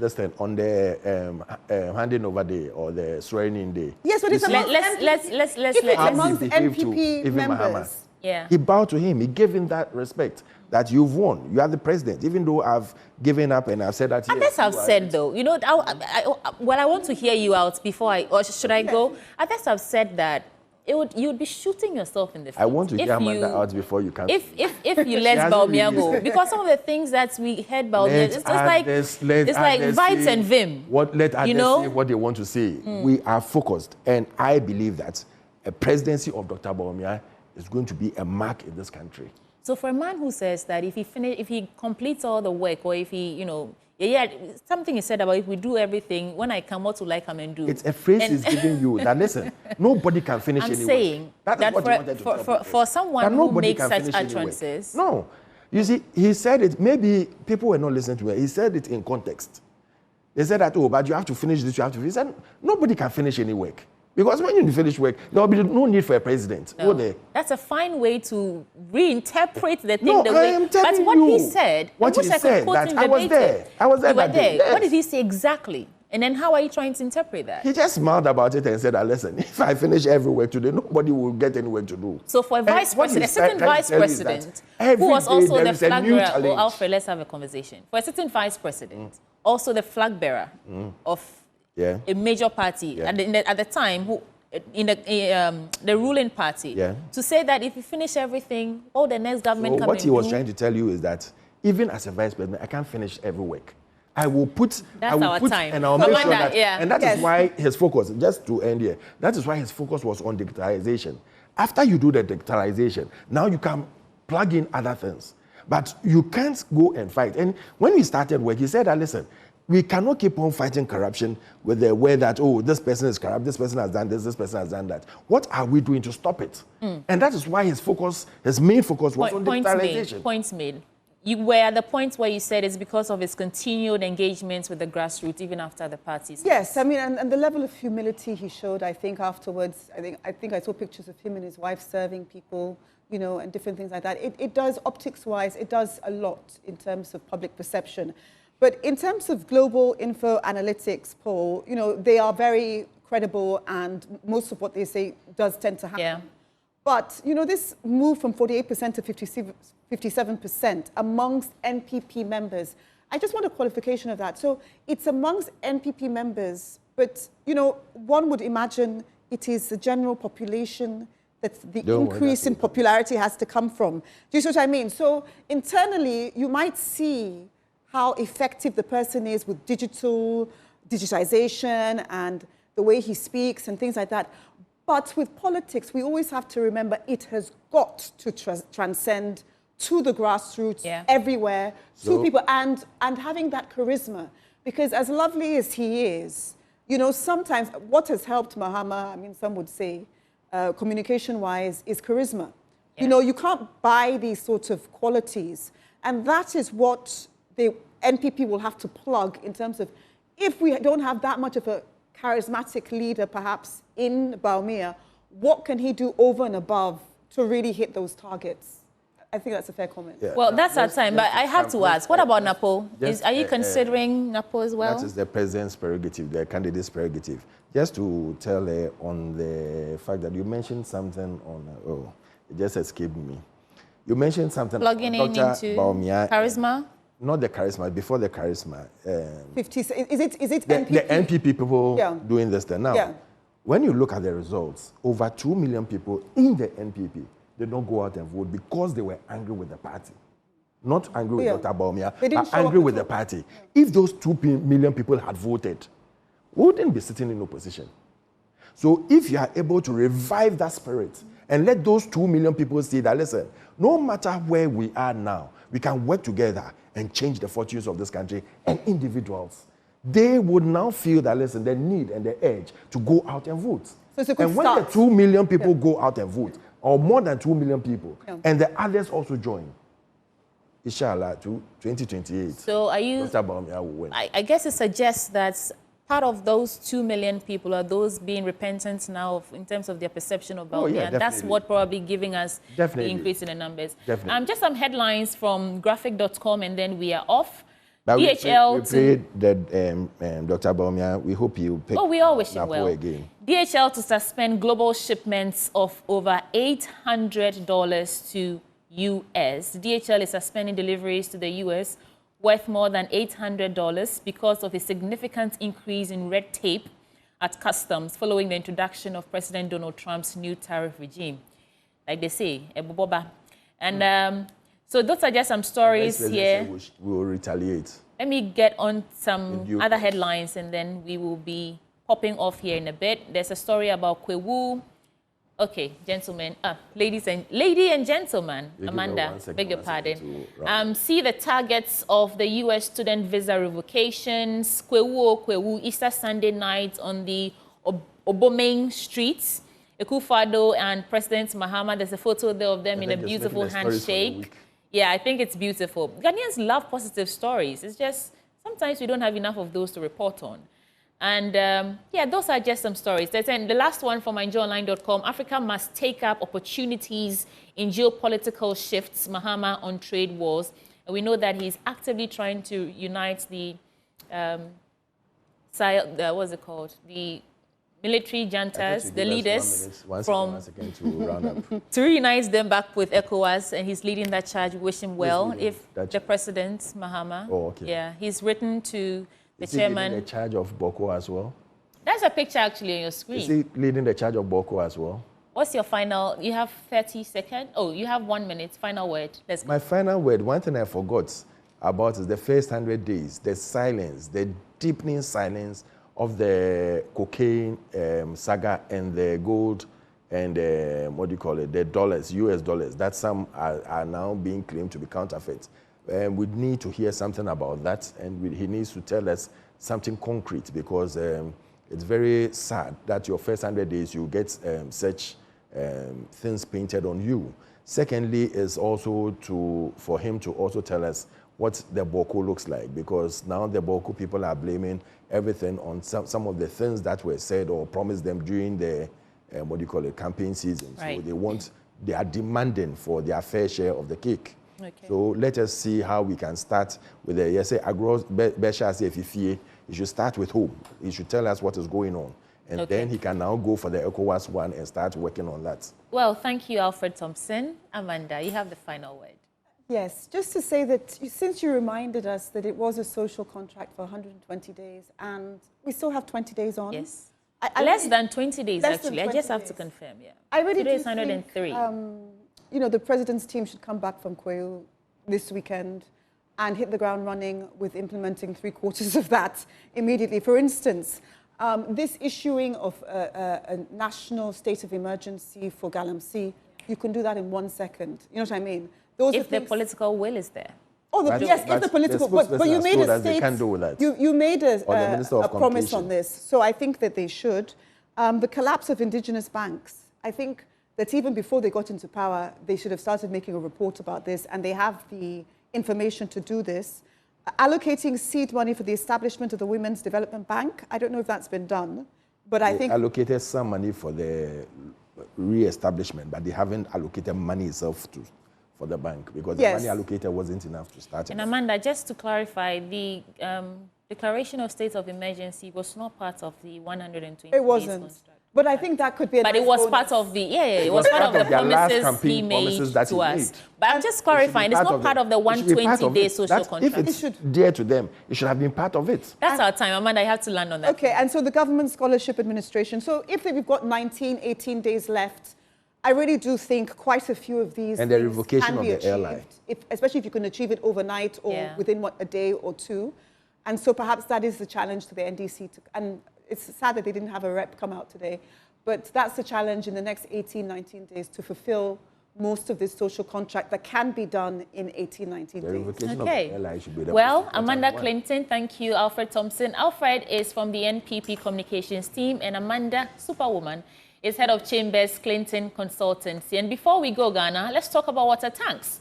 Because I know you know the secret to real water storage. You know it. It's simple. If your tank doesn't have the tortoise on it, then it's time to upgrade because that's not the correct tank.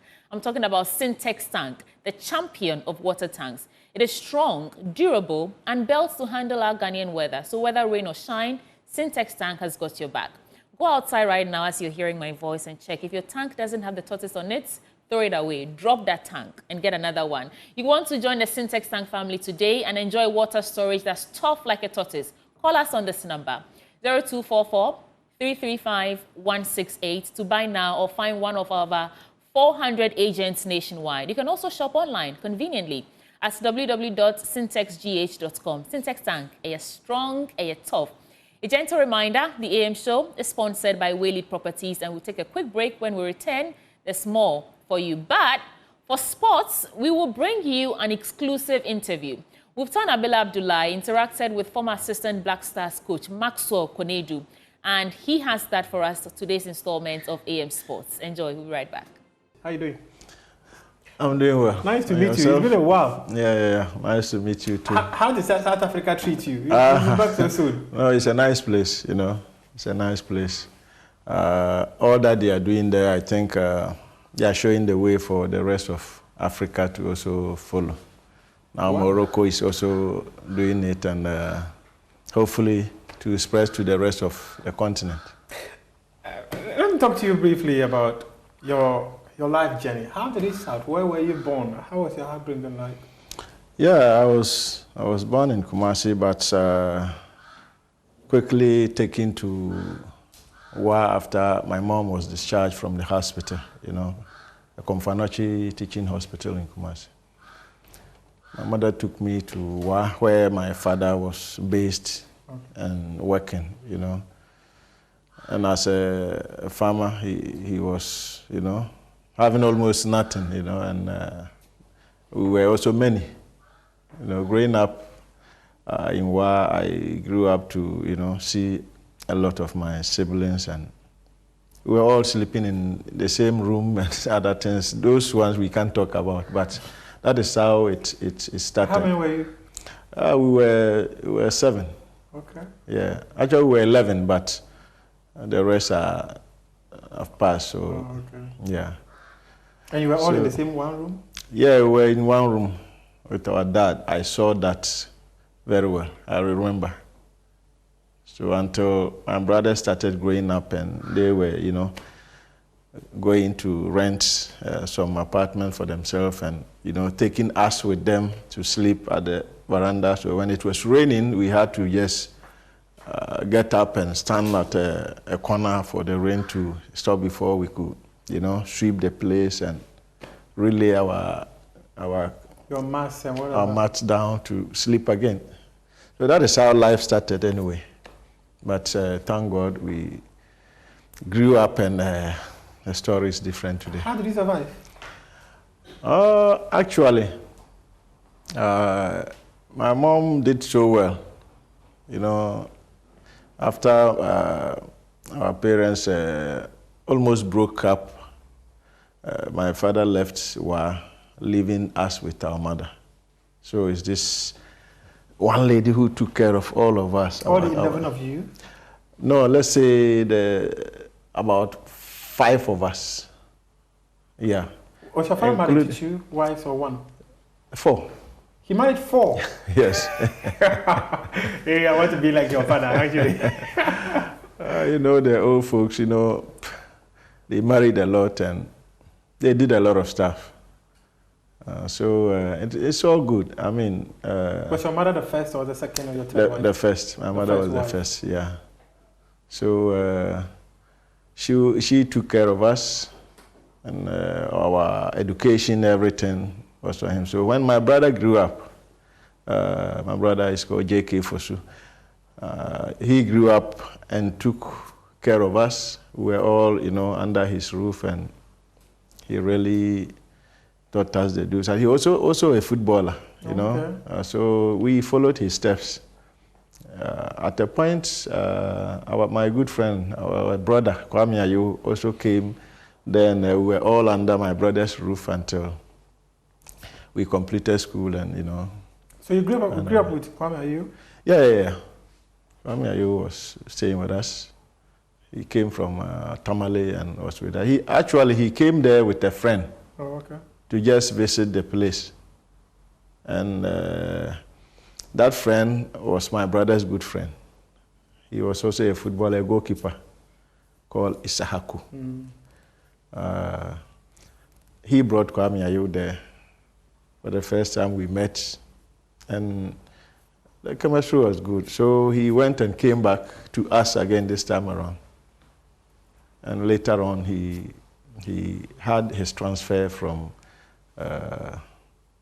Tamale Secondary School to come to Wa Secondary School. But he was my senior. I was in Form 4, I was in Form 2. So he completed and left. And eventually we also completed, and we met again to continue our footballing career. How did the footballing thing happen? Yeah, way back at school, we played too many matches for our schools, and you know, school football. Yeah. You play to, you know, please your girlfriends, and like some of my colleagues would call them man kung fu football. Yeah, we did that, and at a point we saw that if we take this serious, I mean, we could make something out of it. So we had the interest to just play football, you know. So that is how it started, from school.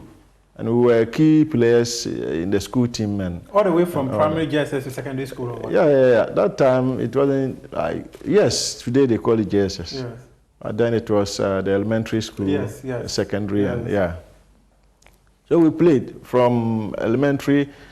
Now I'm talking about the secondary school, inter-schools and inter-colleges, they call it, So when we were winning, and we got selected to play in the regionals, and got selected to the academicals, which couldn't come anyway, but we were part of all that. It was Coach Afrani back then. He was very instrumental. And eventually, Kwame left WA and joined the Roadmasters. I continued to play for WA Heroes as a young kid. Get some 10, 15 minutes to play. And that is how it started. And when I completed school, I joined RTU through the late Alaji Jaola. May he so rest in peace. Alaji Jaola and Abu John as well. They took me to RTU. And I played there a little bit. And when WA Heroes qualified, I came back to WA to play for one season. And from there, I joined Kotoko. Which year did you join Kotoko? 92. Wow. Then the end of 91, So the 1992-93 season started. Yeah, that is when we started playing for. But for you to have joined Kotoko, it meant you were that good. Yeah. You know, at that time, we were a bunch of players. We were all in the national camp. Let's say the Meteors camp. Yeah. Myself, Ajeteli, Ezekiel Lamu, Antonio Sekwajo, Frank Amankwa, a whole lot of the guys, Ablade Kuma, Shamokwe. You see, we're all in camp. And that is when, how come I joined Kotoko? You see, most of the boys, Ajeteli, our champion, they all went to Ash Gold. And I was supposed to go to Ash Gold with them. That time was Coach John Satukwefi who was handling them. He spoke to me, I agreed. I even went to Abuasi once for us to finalize everything. I came to Kumasi and they hijacked me. I signed immediately for Kotoko. So you were hijacked? Yes. Well, were the Ice Gold people disappointed? Oh, Koy Jones was disappointed. And you see, we planned to go to Ice Gold. Myself, Ajay Teli, Samir Ajay, and Simonado, Joado's younger brother, he was a goalkeeper. So they all went to Ice Gold. I was supposed to go with them, but Antonio Sekwajo, Frank Amankwa, and Yausu, and there was one other guy. They convinced me to come to Kumasi because of Boasi, no. And I got carried away with the support, the Kotoko supporters, what they were doing for the players. I saw everything, so I decided to, And the thing was that you were also coming back to the base you were born of. Yeah. Is that because you mentioned you were born in Kofa? Everything just fell in place, and I don't know how it happened. But so are you a Wala or an Ashanti? I'm from Buaha, from Kransa. I was just born in Kumasi, and I lived all my life in Wa. So it's football that brought me back to Kumasi. That is how. So and you also brought your mother back to? No, I left the old lady there.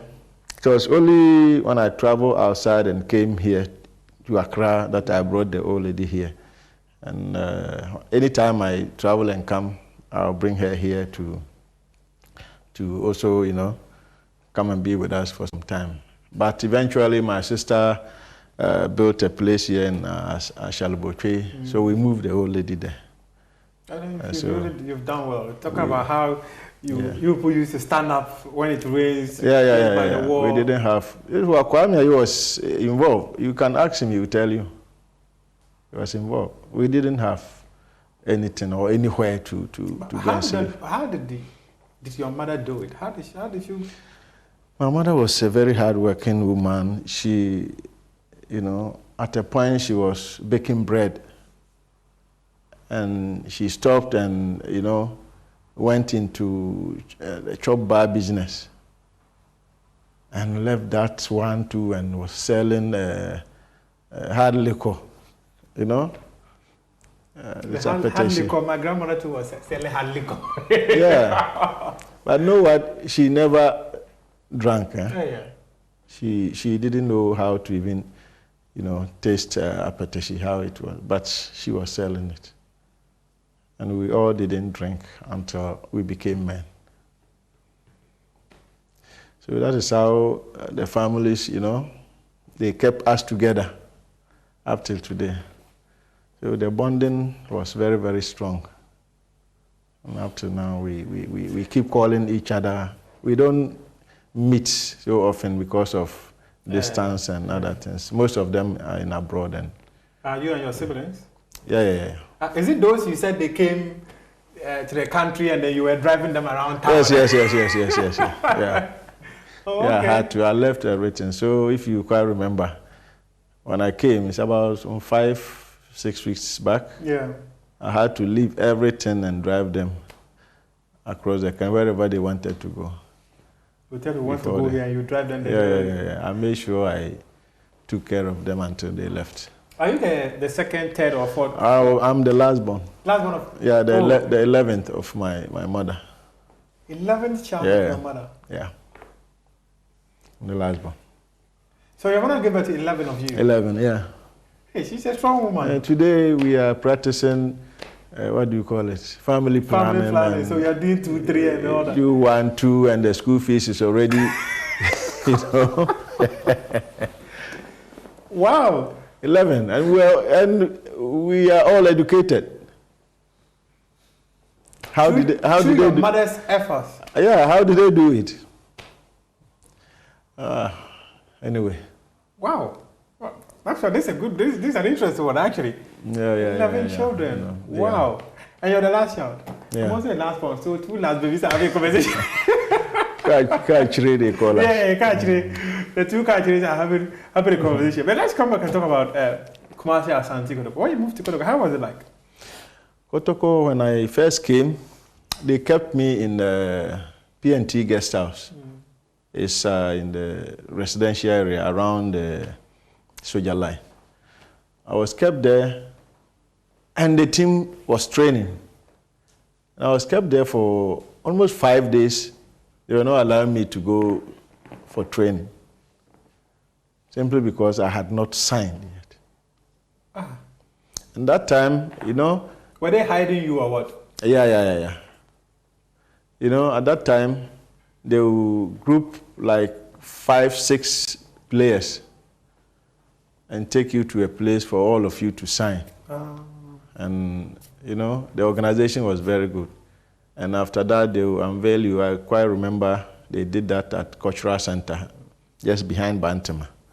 Yeah, they took us on one stage and unveiled us to the supporters. Then they took me back. So at a point, I was getting nervous. I wasn't training. I was in, let's say, a hotel room. They were feeding me. A car would come and pick me to the training grounds and send me back to go and sleep and all that. And the training I was watching, it was very, very tough. So in my head, I was like, can I make it? Can I even make it? The way these people are treating me, if I don't perform, what will happen to me here? And I quite remember one day when the training was done and Frimpong Manson was just walking past. He just came to me and said, I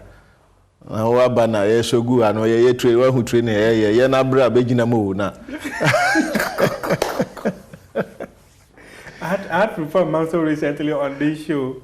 And he was talking about how those days in Kotoko it was difficult to break through. So it was very, very difficult. Very, very difficult. Kotoko had brought Anafi, Kwajo Sumala, Mahmoud Ahmed, and Akako Patron, and a whole lot of players. Akako Patron, the former Wafa coach? Yes. Oh, wow, I see. Yeah. We were very, very, very good players. But you see, when everything is working out for your good, they brought Coach Ade that year. Yes. They brought Coach Ade to take charge of Kotoko. And he knew most of us. So when we registered and we started playing, Coach Ade came on board and everything just changed. And that is how... How many seasons did you play at Kotoko? You see, funny enough, I didn't even play 2 seasons with Kotoko. And there were not too many radio stations like today. But at least every other weekend, we were scoring goals. And that is how come our name were all over. I didn't play Kotoko for even 2 years, 1.5 seasons. The second season, I traveled to Qatar. And that is... Did Qatar serve you well? Yeah, Qatar, it was good back then. It was very good. Because many players often say that. I remember when I was speaking to Frimpong Manson, he said that when he left Kuwait, when he left Ghana to Kuwait was when he made money. Yeah. That is how come we all settled in maybe Accra and Kumasi as we wanted. You know, even though we were saving small during our Kotoko days. But the Qatar trip changed everything for me. I came and bought this place where we are having this interview now and where I'm staying with the family. The Qatar money. And it is Qatar money? Yeah. So we are seated inside Qatar building. Oh, wow. Yeah. I see. That's really a good one. Because I remember many players. I remember when I also spoke to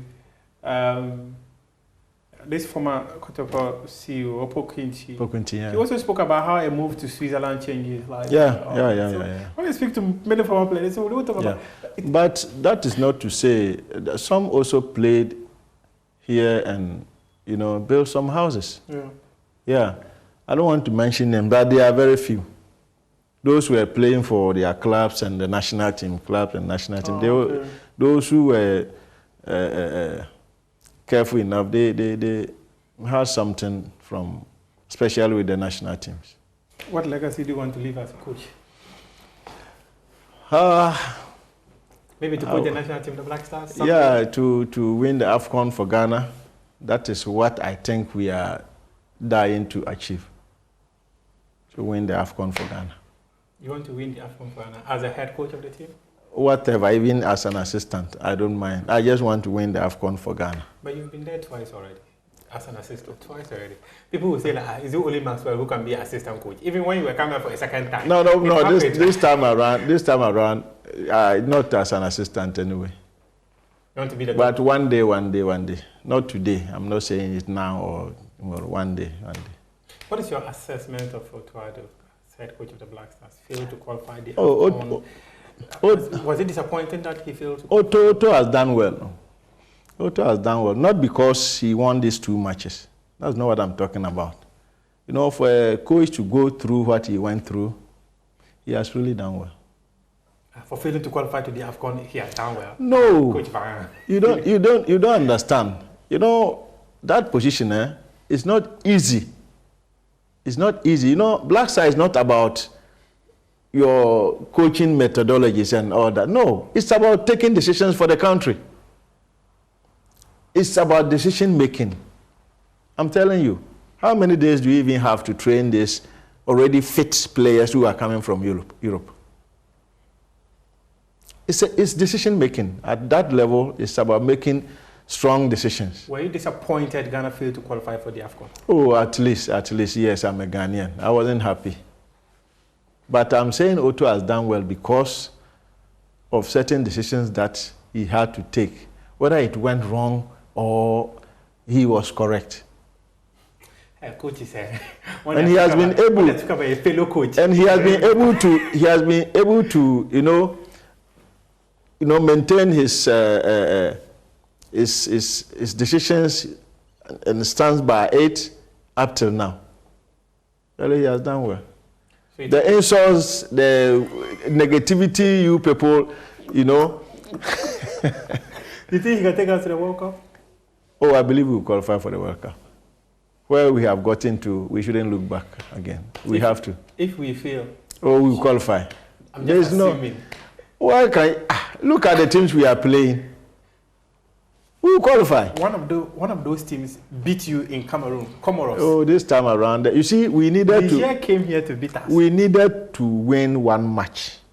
You couldn't win. And we won that 1 match, and our momentum is back. So, okay, we'll move on.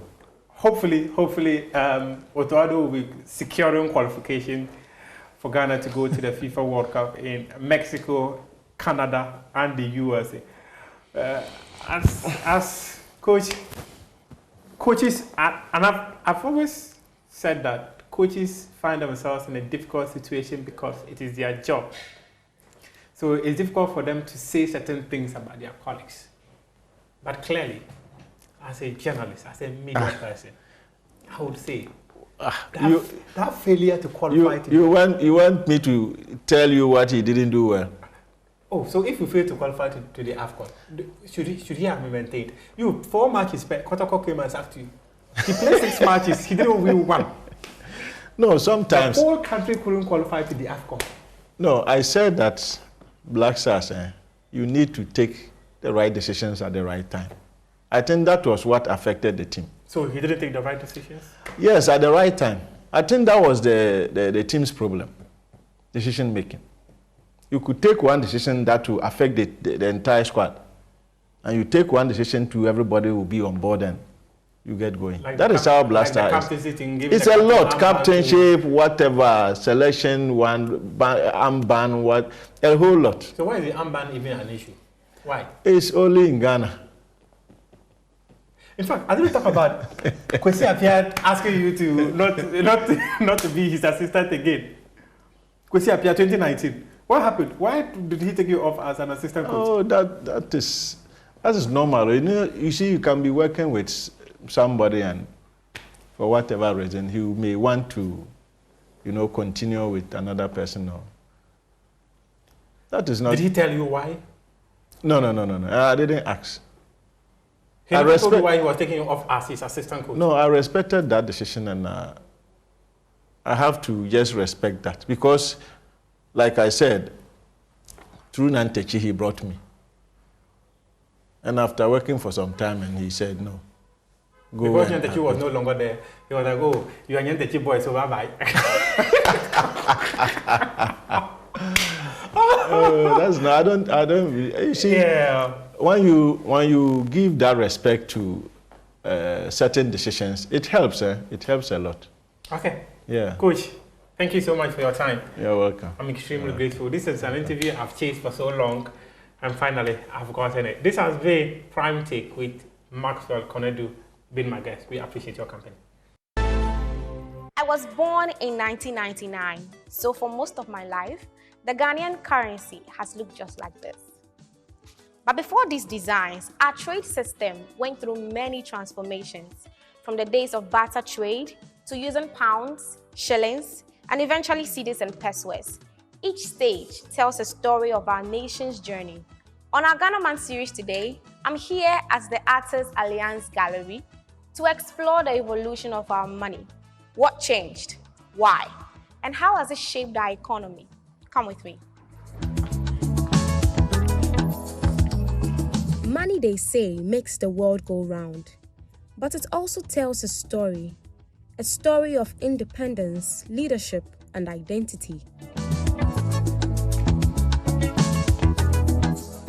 Today, I take a step back in time to explore the people behind our city.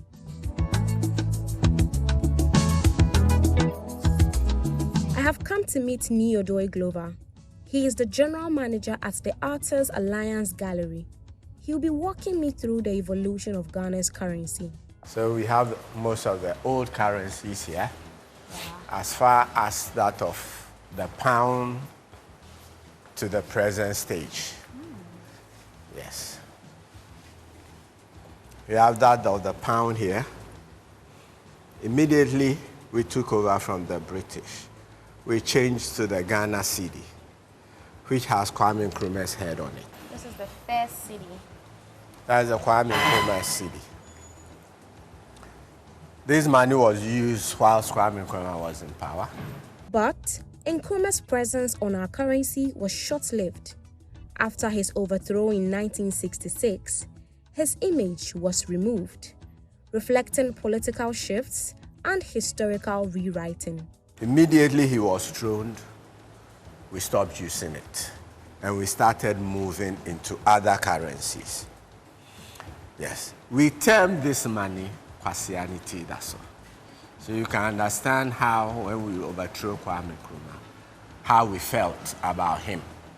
To even describe his head on our money as Kwasianity, that's all. First president of the Ghana. First president of Ghana. I thought we loved him so much because of the good things he did. Yes, we did.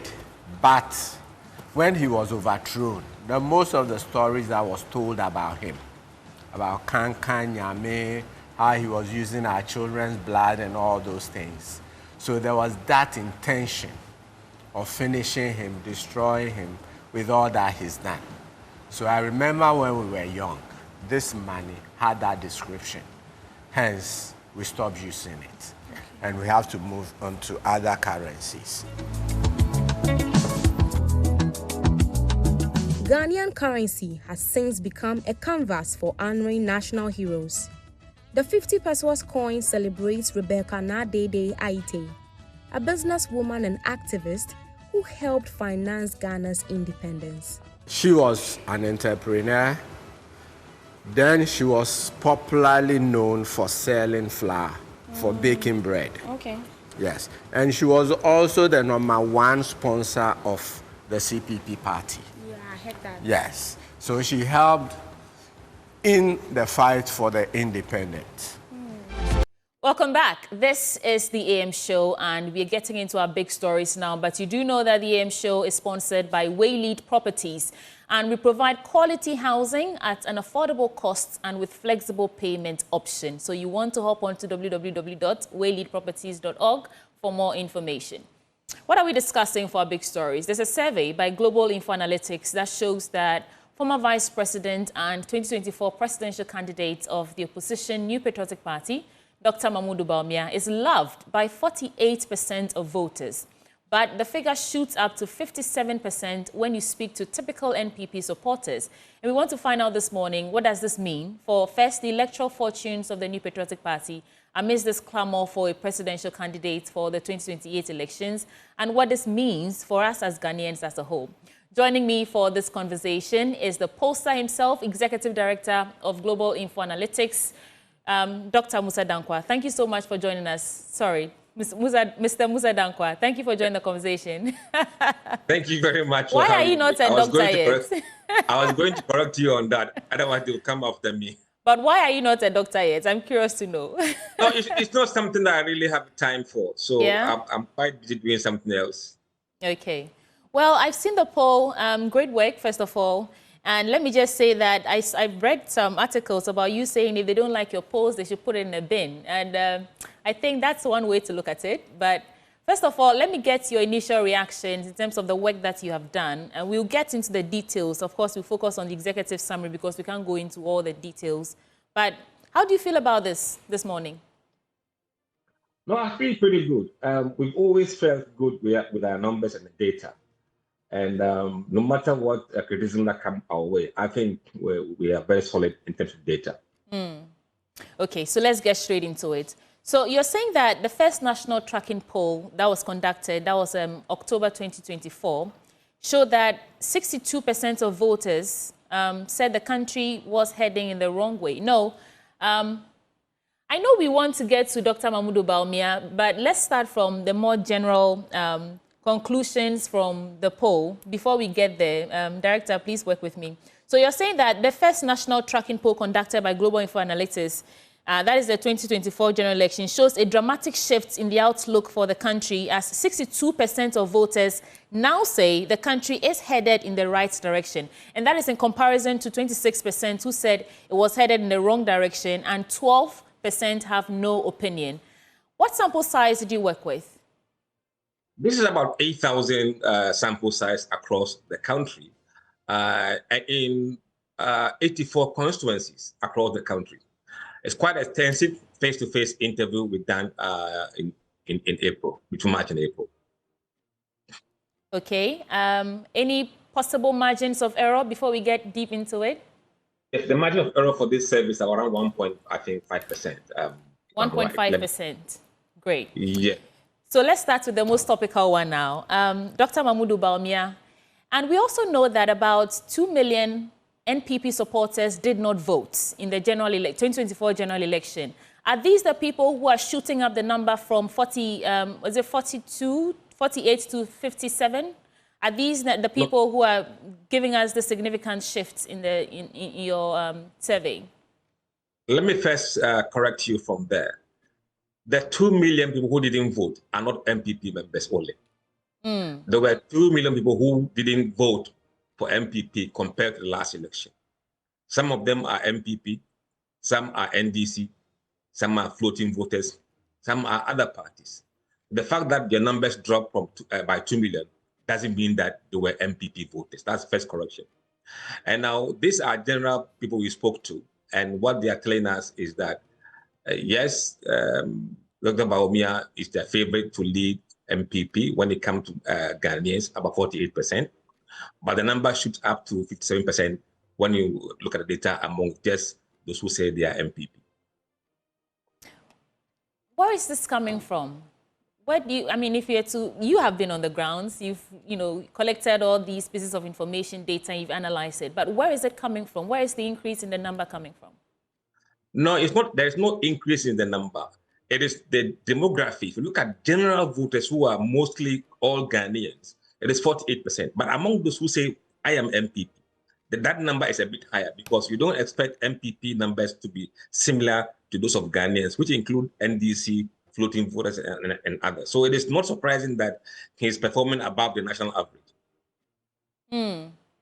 What does this mean for Dr. Mahmoud Bawumia? We know that there's been some controversy, and not to play politics with this, but it appears some members of the party, by members I'm referring to Sarah Josafu, who said that the party was probably trying to pin the defeat on Dr. Mahmoud Bawumia. Now we have this data telling us that he actually enjoys a lot of favor from Ghanaians at this point. Where's your head at? Yes, I think people are of the people are of the opinion that you cannot just give one person one single chance, and that should be the end of it. They've kind of understood that for someone to win, especially on the MPP ticket, the person has to be given a second chance.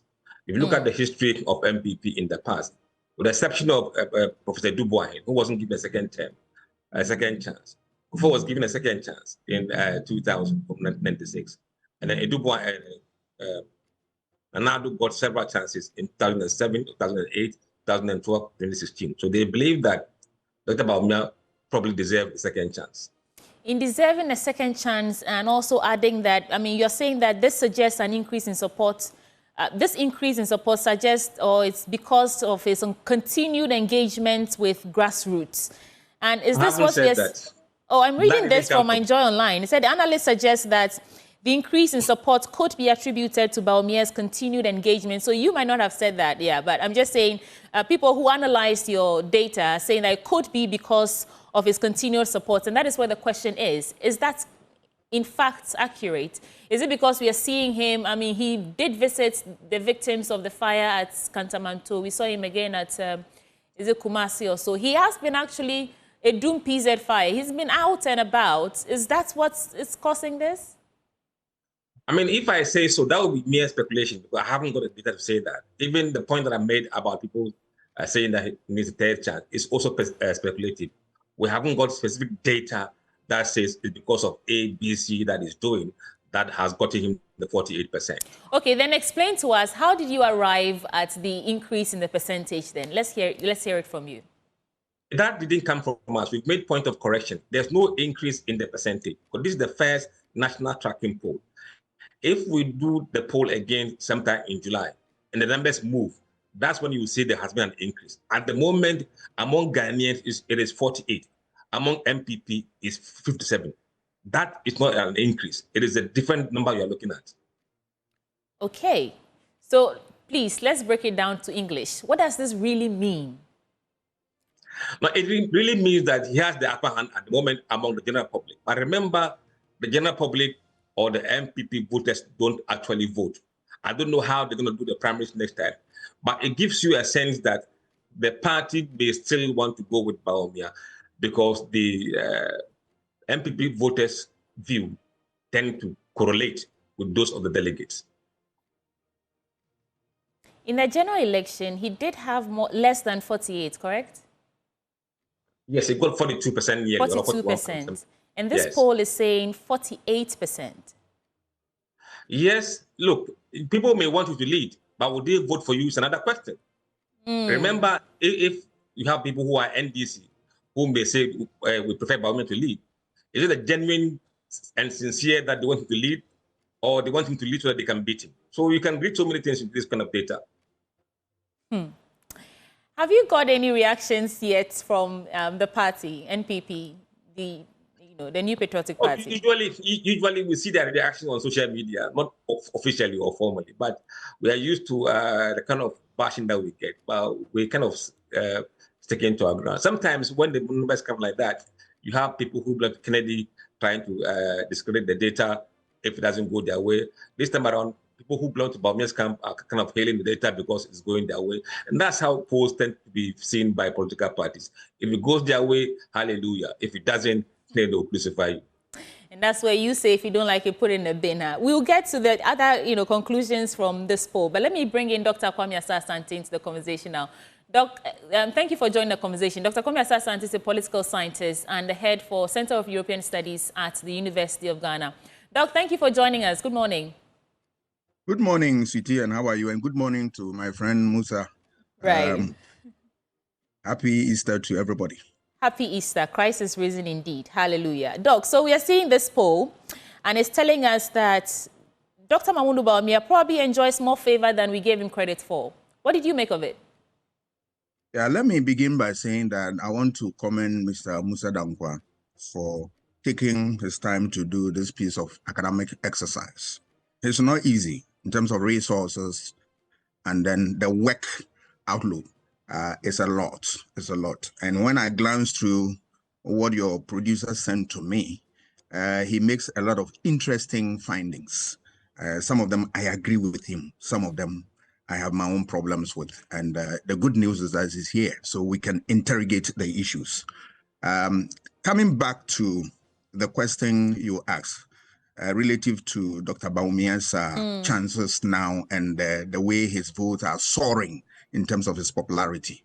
Yeah, anything can happen, but my little difficulty here is that what is it that the voters who rejected him at the poll less than 100 days have seen in him that today they are giving him this type of, support? That remains $1 million question for me as a student of democracy and elections, because just elections were just December 7th, and he was rejected resoundly by his own people, by the religious group he belongs to, by the people of Ghana, and all the people of this country rejected him. So it gives you an idea that something totally went wrong. So for him to repair that image within 100 days, I have a big question mark on that. Let me throw that to Musa Dankwa. So can you share if not the exact wording, at least a paraphrase of the key questions that the answers resulted in this? I think Doc and I are on the same page. We are curious to find out exactly what made the difference. We just asked people their views. I didn't give reason for them making that choice. Yeah, what did you ask them? We asked them, the MPP is preparing to elect a flag bearer in 2026 for the 2028 elections. Who would you prefer to lead MPP? Did you provide them a list of candidates or parties? Yes. Okay. Yes, we gave them all the top leading candidates we believe are going to contest the MPP primaries. And they shared their views. So what we have done is put out the views they shared with us. We didn't put any numbers here and there to change anything. But you must also be very mindful when you read this data. Look at the people who want to lead MPP and the way the votes are fragmented. You have all the other candidates fetching their support from the same base, whereas Baume is retaining his base and getting more from the other side. So that's one problem. And secondly, I made a point that 44% of NDC guys want Baume to lead. For what reason? We didn't ask. So that must be something that you should be interrogating. So if that 48% includes 44% of NDC voters, then you must really open your eyes and see what is really happening. Doc. Yeah. What do you say to that response? They gave them a list of candidates, and looks like Bawumia still topped the list. Yeah, that is, my question remains. It remains unanswered, because if you're listening to his answer, they did not interrogate a lot of things in there. So on the face of it, that is what he's saying. But my question still remains, because this is a person who was so rejected by the party to the extent that his own party find it very difficult to talk about it, that type of defeat. So when did he turn a new leaf to attract the party to the extent that they want him to lead in any way? He has also indicated in his report, which is a good one, that let us remember that is, the delegate who elects, who is going to elect these people. So for that one, I give him that, exception that he threw in there, and it covers him to some extent. But it tells you that either the respondent were deceiving his team, or they were not giving the right information. Because I don't know, from December 7, 2024, what is it that Dr. Bawumia had done to the party that has energized the base? I want to see in terms of statistics, in terms of work. I haven't seen that. What is it that he has said that has really got to the people, and then it has informed their choice? What is it that he has done that the whole Ghana, those who rejected him, now saying that, look, you got it right. And when next time given opportunity, we are going to give to you. Remember also, we are talking about what, 4 years pace. So is it not too early in the day for such questions to be posed? Because anything can change. Anything can come into the political space. I also have a difficulty with the number of people they threw out there who are potential to contest. I think it's early days yet, Yeah, you've seen Adainimo, Brana Champon, Kwabre Japan, you know, our Duchum, Kennedy Japan. Others may pop up, including somebody like Boachie Jakon and the rest. What will be their weight in this scheme of things? There may be other people like Joe Gatti and co, fine gentleman, best, one of the best legal brains you can see in this country. Right. Who knows? They can pop up. That one, there's a little difficulty in there. Okay, Doc, let's pause days. here for a second, and maybe I'll come to you, Mr. Dankwa, to respond to that. But Doc, you said Ghanaians rejected Bawumia. Did they reject Bawumia as an individual, or they rejected Bawumia as vice president on that pair with the former president, President Akufo-Addo? And is that rejection based on the administration of the Akufo-Addo Bawumia team, or is just a rejection of the individual as the flag bearer, regardless of what he did, or regardless of his successes or failures as a vice president? That is a very intelligent one you are posed to me, because it dovetails into other part of the conversation we're going to have. One is that Ghanaians rejected the MPP, which was led by Dr. Bawumia. That's the first statement I want to make. All right. And remember that once you have a vice president, his ticket is also tied to the president. Right. But I'm not going about the vice president. But they rejected MPP as a party and his leader, Dr. Bawumia. That is one. Two, it dovetails into the conversation that Mr. Dankwa also said that 68% of the voters said that they could place a lot of the blame for their defeat at the doorstep of Nana Akufo-Addo.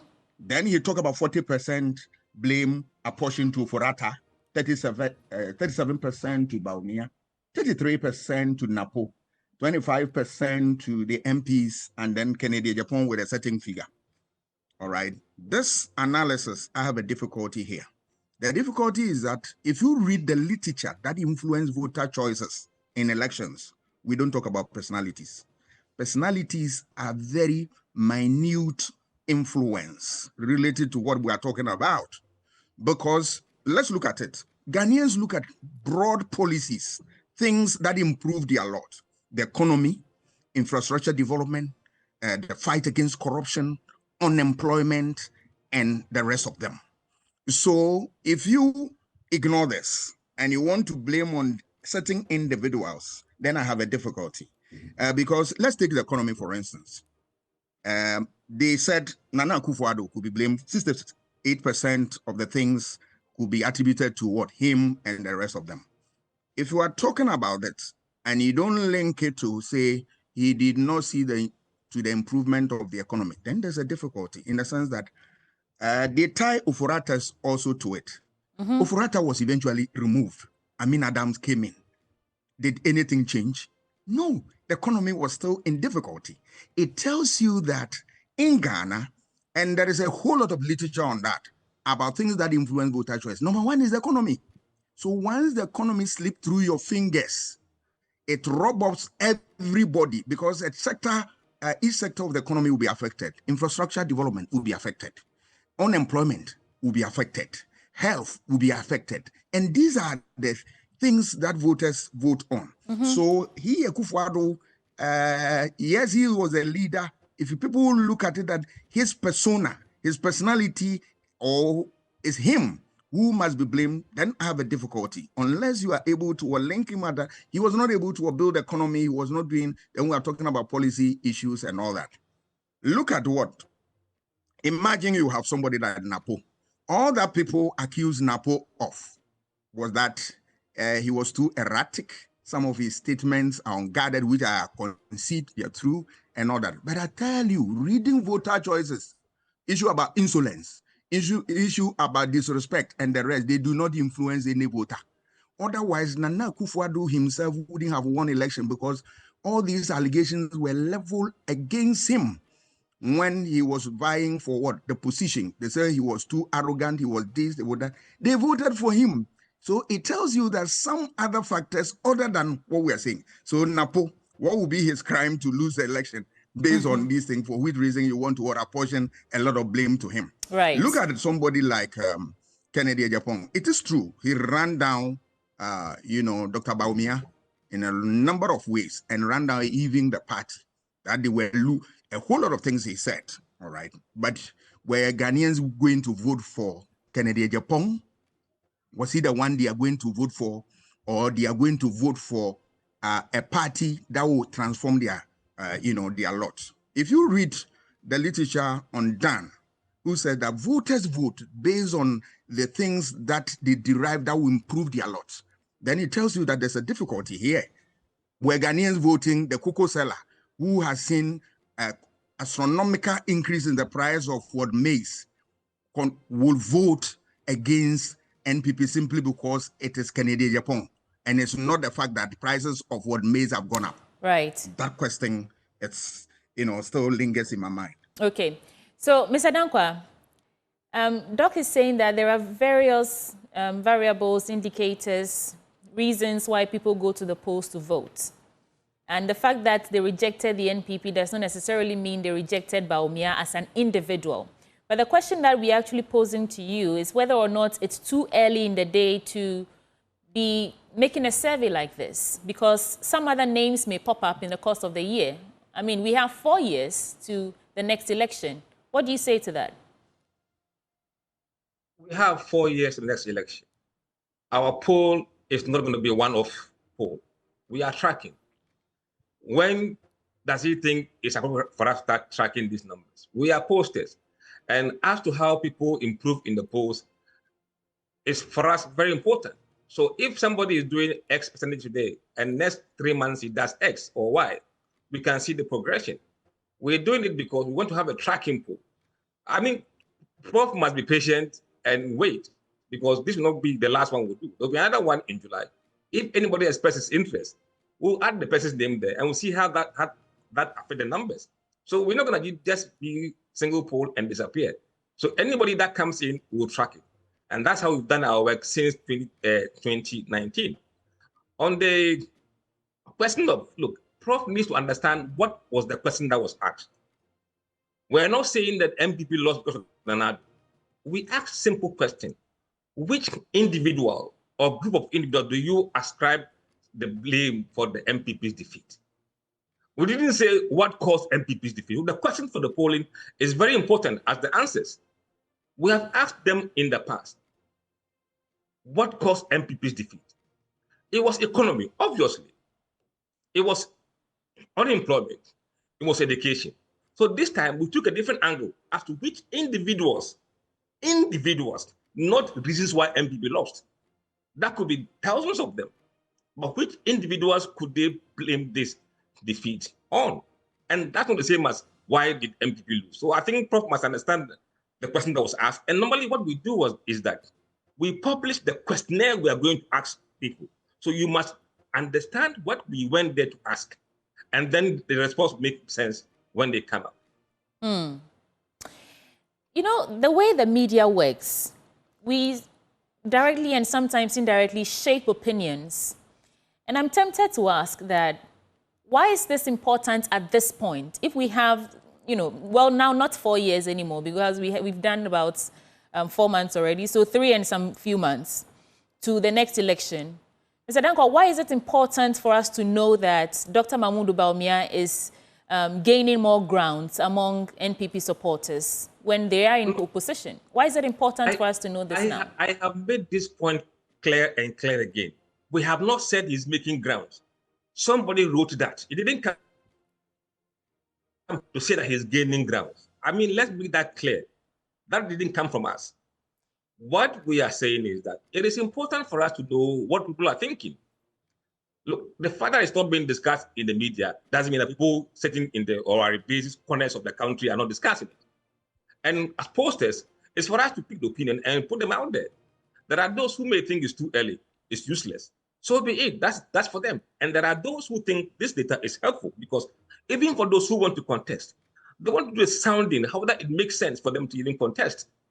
Why should they jump in and start spending money when they have no chances? So it helps them to think ahead, to strategize, and see what they can do going forward. If you leave it till very late, they may have spent money, a lot of money by then, and then they realize that their chance is slim or zero. What benefit would that survey give them? So there are those who don't see it useful. They should stay quiet. They should just take their eyes off. For those of us who are into the business of polling and analytics, for us, it's highly valuable. I will continue to do that going forward. Okay. Dr. Kwame Asante, your reaction on this, and then we move on to other elements in the survey. Yes, I still come back to the statement Mr. Dankwa said about individual. They pose specific questions about individual. I still have a problem with that because you see, voters, because of what the rational nature of them, they are always looking for things that improve their lot. So individuals come in very little, very, very, very little. Let's take it for the purpose of this conversation that all the people they said they cause their roles, or they perceive them as those who also cause or contributed to their defeat. Let me put it that way. Were the people that they've listed. If we clear them, Nana Akufo-Addo is obviously out. He is not going to contest any election. He's out. If we clear all those people, can Ghanaians still maintain the same statement or not? Is it the people that they are voting against or voting for? It tells you that there is something more to it. Look at this party, which has blossomed from the Dankwa Buzia tradition. Where is Dankwa? You put Dankwa aside. Look at Buzia, who came to office in 1969 and served up to 1972. Buzia is dead and gone.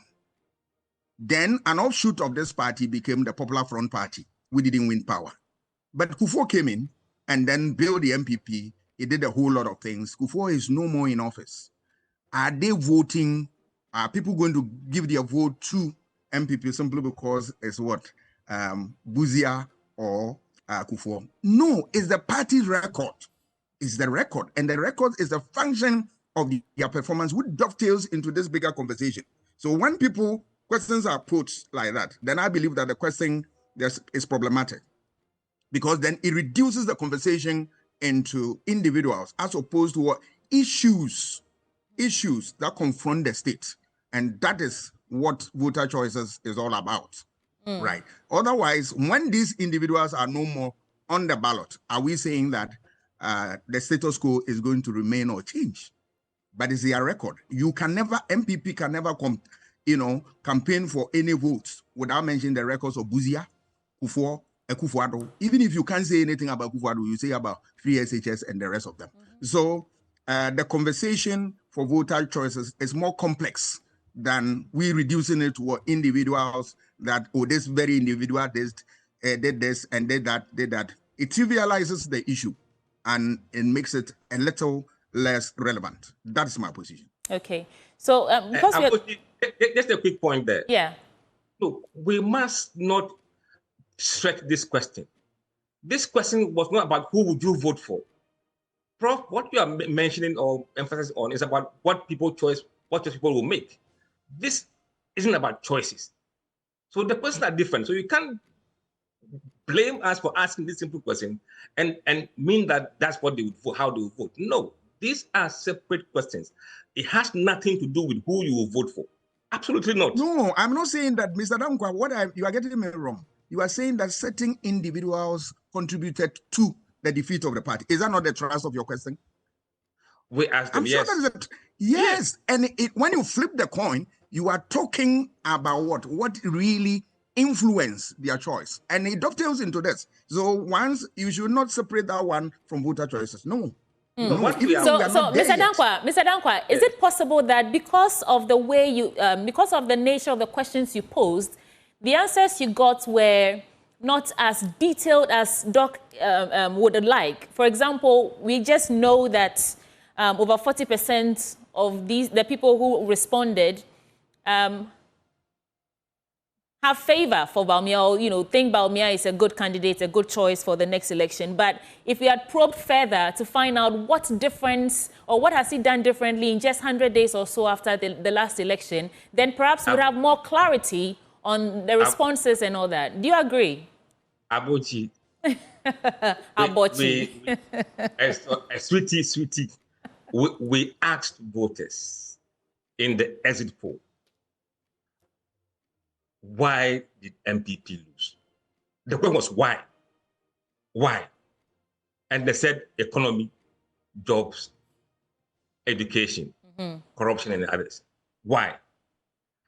And this time around, we asked them which individuals. You see, why and which don't give you the same response.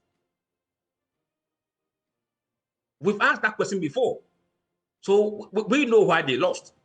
But at the same time, we have seen a report that are blaming certain individuals. And we cannot pretend these questions cannot be asked. But Mr. Dankwa, why are you not curious to find out what's changed? Because again, I am tempted to understand, the timeline is so short that if you're asking voters who their preferred candidates will be in the next election, which is 3 years away, and they're giving you this response, for me, I find it curious. I would want to know, what has he done differently? Because he's part of the NPP that the country rejected when we went to the polls in December 2024. So why is he being singled out, getting more favor now at this point? What has he done? I think that's the point that's the curiosity that we're all trying to satisfy at this point. Even for those who do academic research, no researcher can go out and find out every answer. That is why another researcher takes the next step and go back to the field and ask, why is this the case? And it's not for me to answer every question. And secondly, I have made a point that within that number, there is 44% of NDC people. Are they being honest or being mischievous? That question has not been answered. Okay, we do have to move on to other elements in the survey. But Doc, I'll give you some time to respond to this, and then we move on. Yeah, in designing instruments, all right, I am not a statistician, but we all have basic knowledge in this. And that is not to run down what he's doing. I mean, we are just, improving, doing this thing to improve the kind of work he does. But because you can't trust your respondents, questions are posed in such a way that you meet a question A, in the course of answering, another question pops up. That also come to test the validity of what you have said or otherwise. So sometimes the way questions are modeled, it gives you an idea that you are going to get the right responses, or sometimes you are going to get people who can tell you stories. But that said, my point still remains that the issue of individuals and the questions they pose, they must look at it again. But going forward, I have also seen something in their report where they talk about those who support the Mohammed's, they view Mohammed's performance from various perspectives. Actually, that's where we are going. Yeah, we are going there now. We're talking about corruption. Right. We are talking about the current administration and all that. Let's start from corruption. And I'm just quoting this. On the question of corruption, majority of Ghanaians now believe that state of corruption in Ghana, in the country, is improving. The poll shows that 56% believe it is improving since the new government took over, new administration. 14% say it is getting worse. 23% say it is the same, and 7% have no opinion.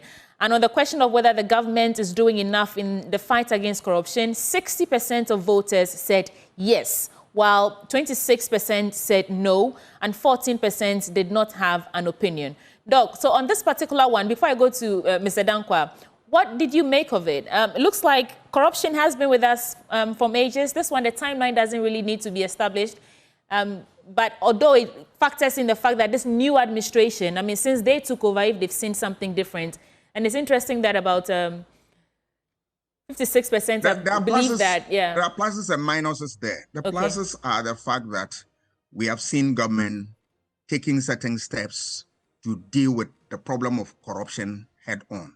We have seen the preparatory work of ORA that is also giving birth to a lot of processes that eventually will find expression at the courts. So it tells you that the government is not sitting down, folding its arms relative to the fight against corruption, right? But those who are saying that they have seen so massive improvement in the area of corruption, where did they find that data? Where did they get that information? I want to know. Because the government is barely 4 months old. So nothing so much has been done for people to be able to assess where corruption have reared their ugly heads. to be seen as an important variable for consideration.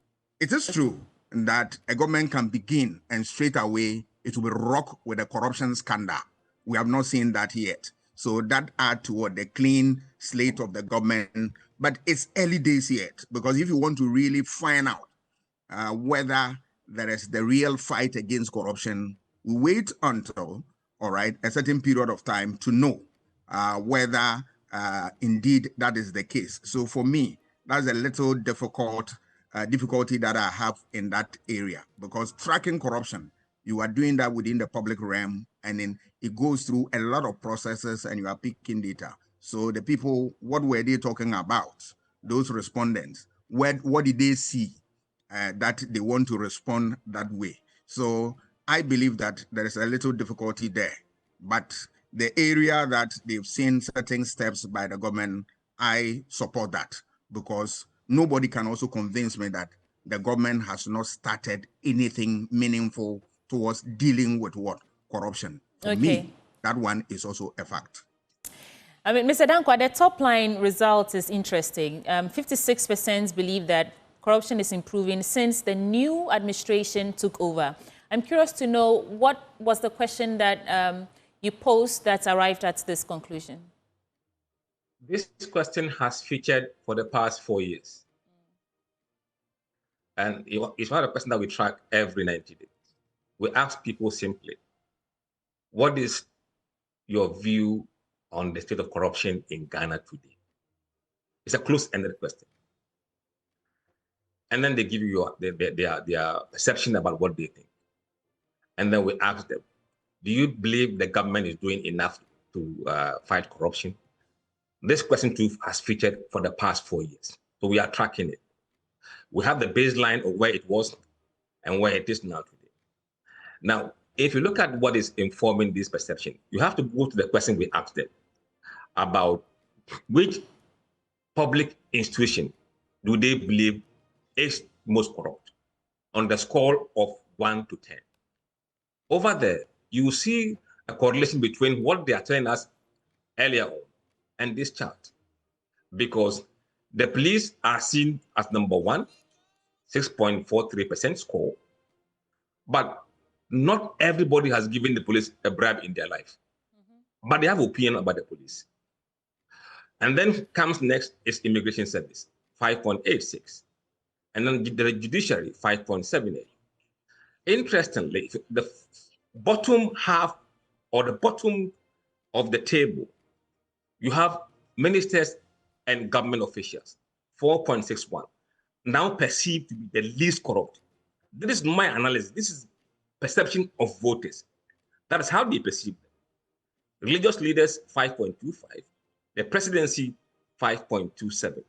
This correlates with the perception they are saying that the state of corruption in Ghana today has improved.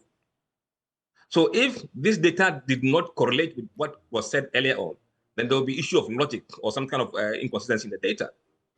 But look, issue about corruption is perception. Not everybody has given bribes or has seen people taking money from government coffers, but they frame an opinion about what is happening. And what they've given us is a baseline. So if Prof says too early, I don't think for the government, it'll be too early, because this becomes a baseline of what people think about them 3 months into office. What would the numbers look like in the next 3 months? For the ministers, the government, and the appointees, this baseline is most important. They can see whether they are making progress in terms of their perception or they're deteriorating.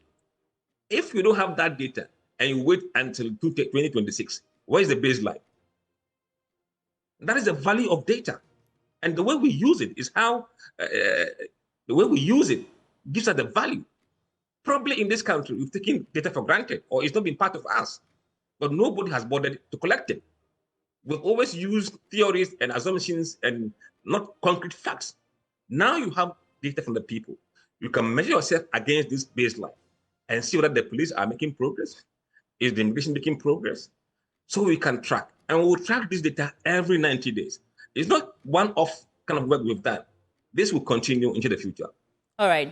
So I have, is it a newsletter? Yeah, news release from Afrobarometer. This is 14th February 2025. And they actually say that Ghanaians still hold the view that, Ghanaians' assessment, let me read. Ghanaians' assessments of government's effort to fight corruption remain overwhelmingly negative. It sort of contradicts what you, the information you got on the ground, does it not? Afrobarometer is saying Ghanaians are still decrying widespread corruption, and I want to get to the graph. Yeah. So on the question of who is corrupt, on the top of the list we have the police, and then we have the office of the presidency. But in terms of corruption, you say when voters were asked to rank the most corrupt public institutions in Ghana, the Ghana police topped it, which was correct, and in second place was immigration. And I don't see the presidency yet. I don't know if that was in there. But yeah, this is just something that counters your survey, Mr. Dankwa. I don't think... And this is February 2025, so it's quite recent. When was it released? Check the date of the report. The release is 14th February 2025. I cannot find the date the report was actually conducted. But what I have is perception report by Afrobarometer in August 2020, before the elections. And Afrobarometer, they do their survey not every 6 months, normally about a year or 2 years. So they may be referring to the same data that we have. But in the August data, the police were number 1, the presidency was number 2, tax officials were number 3, members of parliament were number 4, and judges were number 5. I don't know the same thing that already. was last year. Yeah. That was last year. Yeah, that was last year. No, this is a new release. I'll forward it to you. This is a new release from 14th February 2025. I'll forward it to you. But let me go to Dr. While I do that, I can read a bit to it.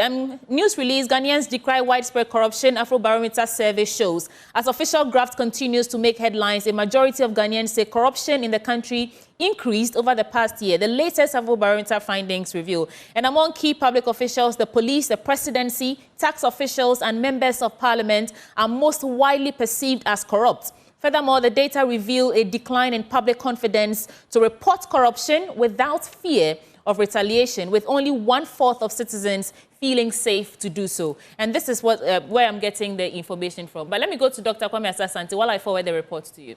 Doc, what did you make of the response to the corruption case in Ghana as we speak? Yeah, Mr. Dankwa said something that, when corruption is always perception, agreed. You don't see people who even give bribes and all that. But I have a contrary view here. If you read Transparency International, their report, the notes accompanying that report, they said that those who collect the data are World Bank and World Economic Forum, and that they track these things because of their engagement with the ministries, departments, and agencies. They do business with them, so they know those who have taken what in terms of bribe and all that. So they have evidence, and it takes a while to track these things. So within 3 months, or maybe 4 months, less than 4 months, people will come out to say that, oh, corruption is going down and it's this, is that. I find it a bit, I'm curious to know what has really gone into that. Is it just mere speculation and all that? Because... but Doc, we've seen some things that are, I don't know if I should say encouraging. There's oral, for example, and it's the optics of it look good to Ghanaians. I have already said that the government has done well in certain areas, that if you judge it against the backdrop that we are talking about a government less than 4 months, and they started the preparatory work, that is oral, and that now that is finding expression in the work of the Attorney General, what he's doing, and now people, they are now going to work some cases to court and all that. It tells you that the government is not certain either. It's doing something. I said this. But for the respondent to say that corruption has come down, there is a difficulty. But that aside, let me also take our attention to one of the things that is in the report is that about approval of the president's work, that approval rating of the work that he has done. Yeah. Part of the report says that all party affiliations except MPP approve the performance of the president. My worry is that universal affirmation of the word all, without exception. Then there's a problem. That all MPP people did not see anything good about the performance of this country, this government. That is very difficult for me to swallow. Doc, please hold Very, there. very. Please hold there. Mr. Dankwa, this is what the data you gathered, this is what it told you, correct? That all. You need to defend yourself now.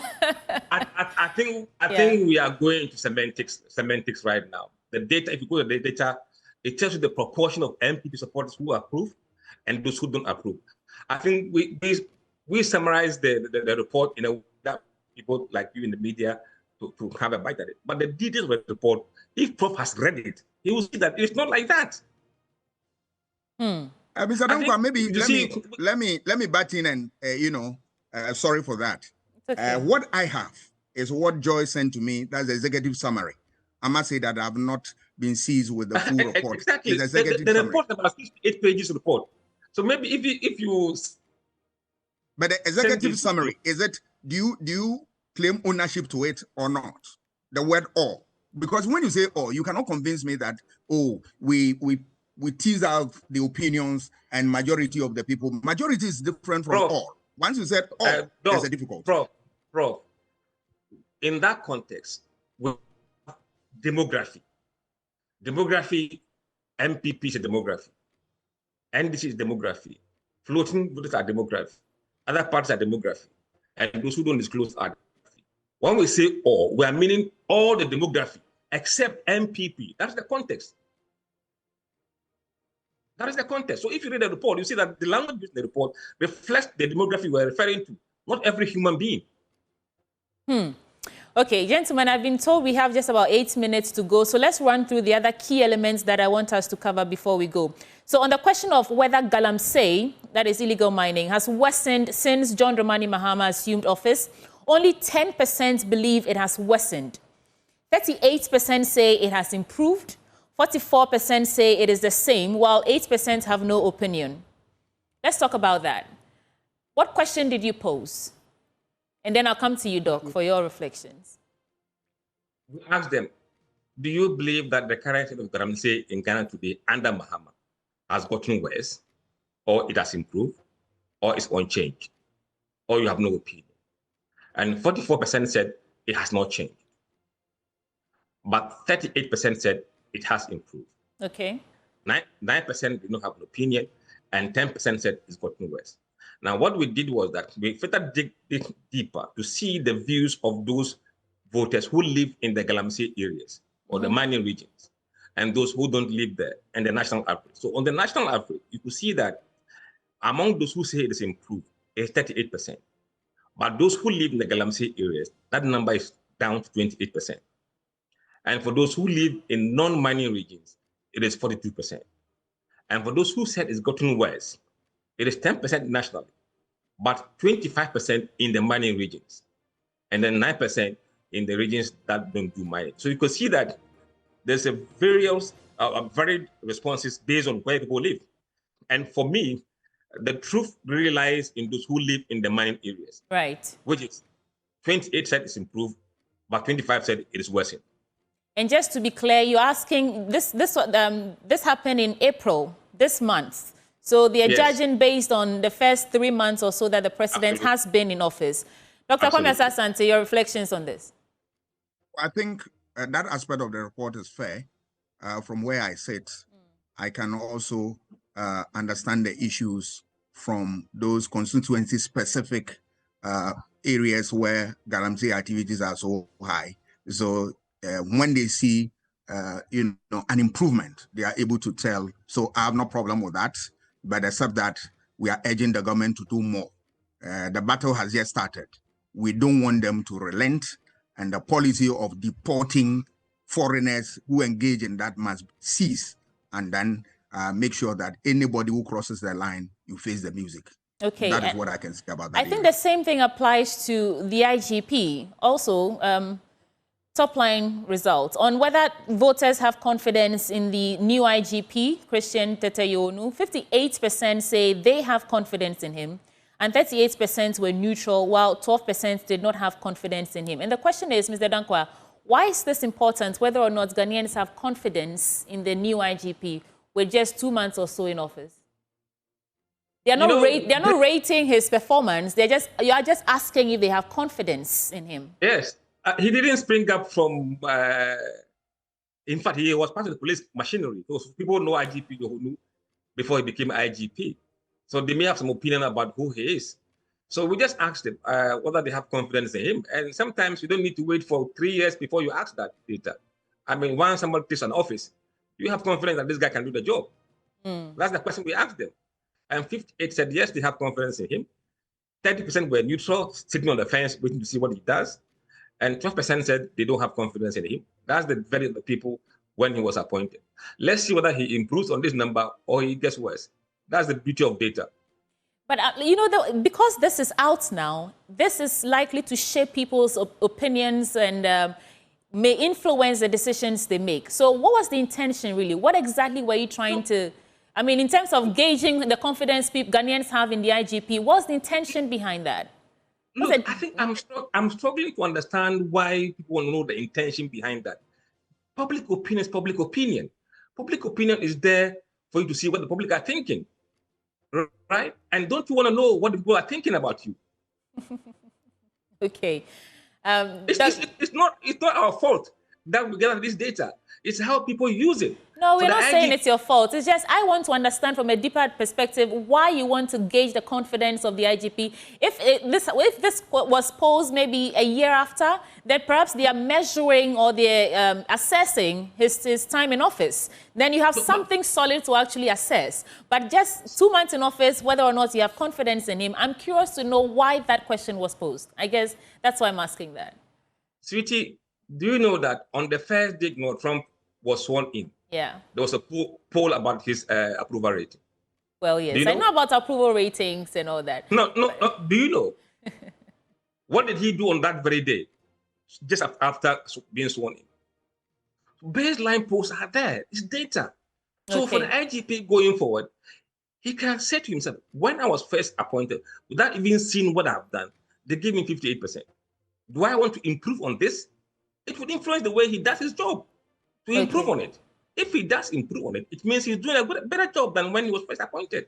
It is data. All right, we have to go. Dr. Kwame Asante, let me add 2 more things for your comprehensive reflections on that. So there's a question on Doomsaw, and 20% of voters say it has worsened.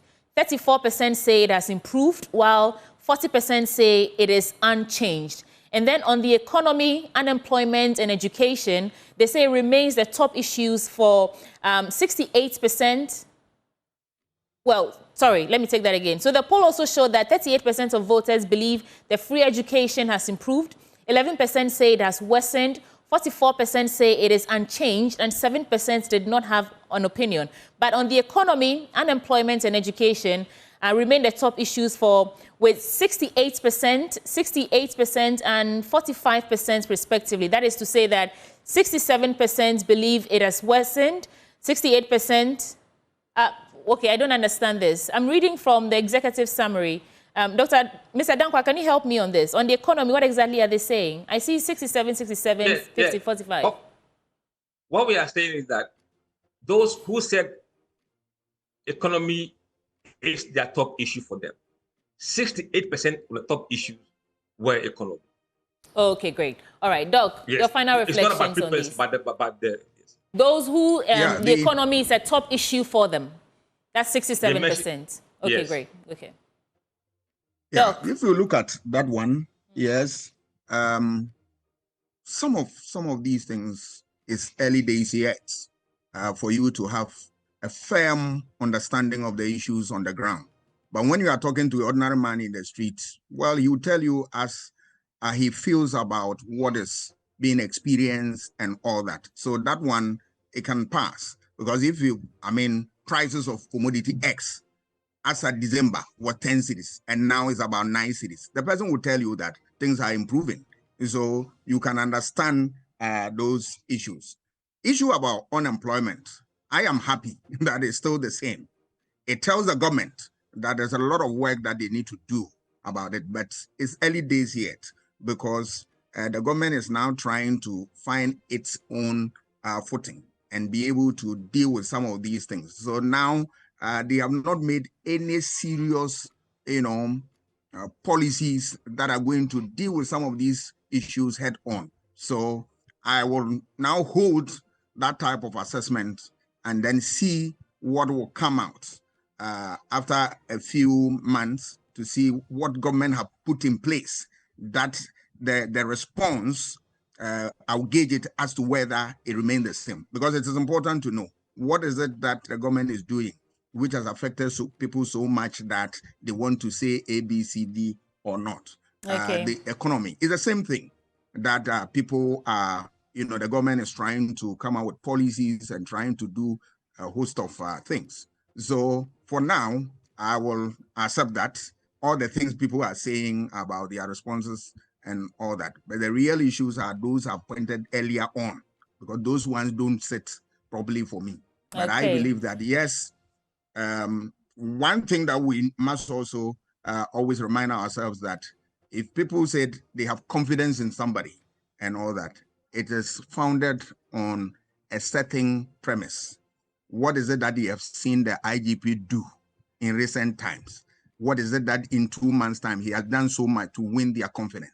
Is it the case that there are some of the things he has done that we do not know, that is only them who know and all that? Those are things that really becomes difficult to assess. But these are the report that has come out. People will tell you because they want to see, they say they have the confidence in the IDP. I have no reason to doubt the competence of the IGP, but I'm yet to see the kind of things he's putting in place that will warrant that type of responses and all that. For me, it's early day yet. Thank you so much, Dr. Kwame Asah-Asante. And Mr. Dankwa, last question before you go. I mean, as a pollster, of course, it's important that you do this, help the government understand what they're doing, how the people are receiving their policies and actions and all. But on a broader scale, what is your end goal and how are you funding these surveys? Thank you very much. Global Informatics is the market research and public opinion poll. This public opinion element of our work is what we call our company or CSR, corporate social responsibility. We have private clients who pay us for what we do for them. And we have put aside some budget from these resources to fund public opinion. And also the public opinion help us to understand a bit more in other work that we do, which is political risk forecasting. And that requires data. So by doing this service for the public, we're able to understand better the political risk of this country and how we can forecast that into the future. Musa Dankwa is Executive Director of Global Info Analytics. Thank you so much for this survey and the conversation. It's been great. And Dr. Kwame Asah-Asante is a political scientist and head Center for European Studies at the university. Doc, thank you so much. My little sister said she met you. Yes, I did meet her. Okay, thank you. Right. Gentlemen, it's been a good day. Yeah, thank you. Well, you want to stay with us right here on the AM show because that conversation is over, but that's not the end of the show. We still have coming up Trends with Derek Ashilevi. But before I go, you want to know that exclusive Easter sales promotion that is happening now in the Compu Ghana branches. Now, from now to the 30th of April, you get up to 50% off when you buy top brands like LG, Samsung, TCL, HP, Lenovo, Infinix, and many more. And you can also win an 85-inch smart TV. I want that for myself. iPhones, laptops, juicers, rice cookers, and so much more. Now, shop for laptops, printers, mobile phones, televisions, air conditioners, home fridges, so many more. With a minimum of 1,000 Ghana cedis, you can purchase anything you want and enter into the draw by simply texting your invoice number to the special short code. Raffle draw is on the 2nd of May. You don't want to miss it. So shop online, go to their shops, various branches across the country, and get yourself any of those items from Compu Ghana. Or visit www.compugana.com for more information. You can also call us on this number, 0302 752 020. Or you can also send a text to this number. That's WhatsApp to this number, 0243 143 143. Stay with us. When we return, we'll speak to the former General Secretary of the Christian Council of Ghana. He's currently the Executive Director of Alliance for Christian Advocacy. I mean, it is Easter holiday after all. I'll be right back. Welcome back. You're still tuned in to, well, you're watching the AM show on Joy News, and we are live on X Spaces, on Facebook, and on YouTube, and around the world on myjoyonline.com. Sponsored by Waylead Properties. Now, we provide quality housing at affordable costs and with flexible payment options. By all means, log on to www.waylead.org and get more information on that.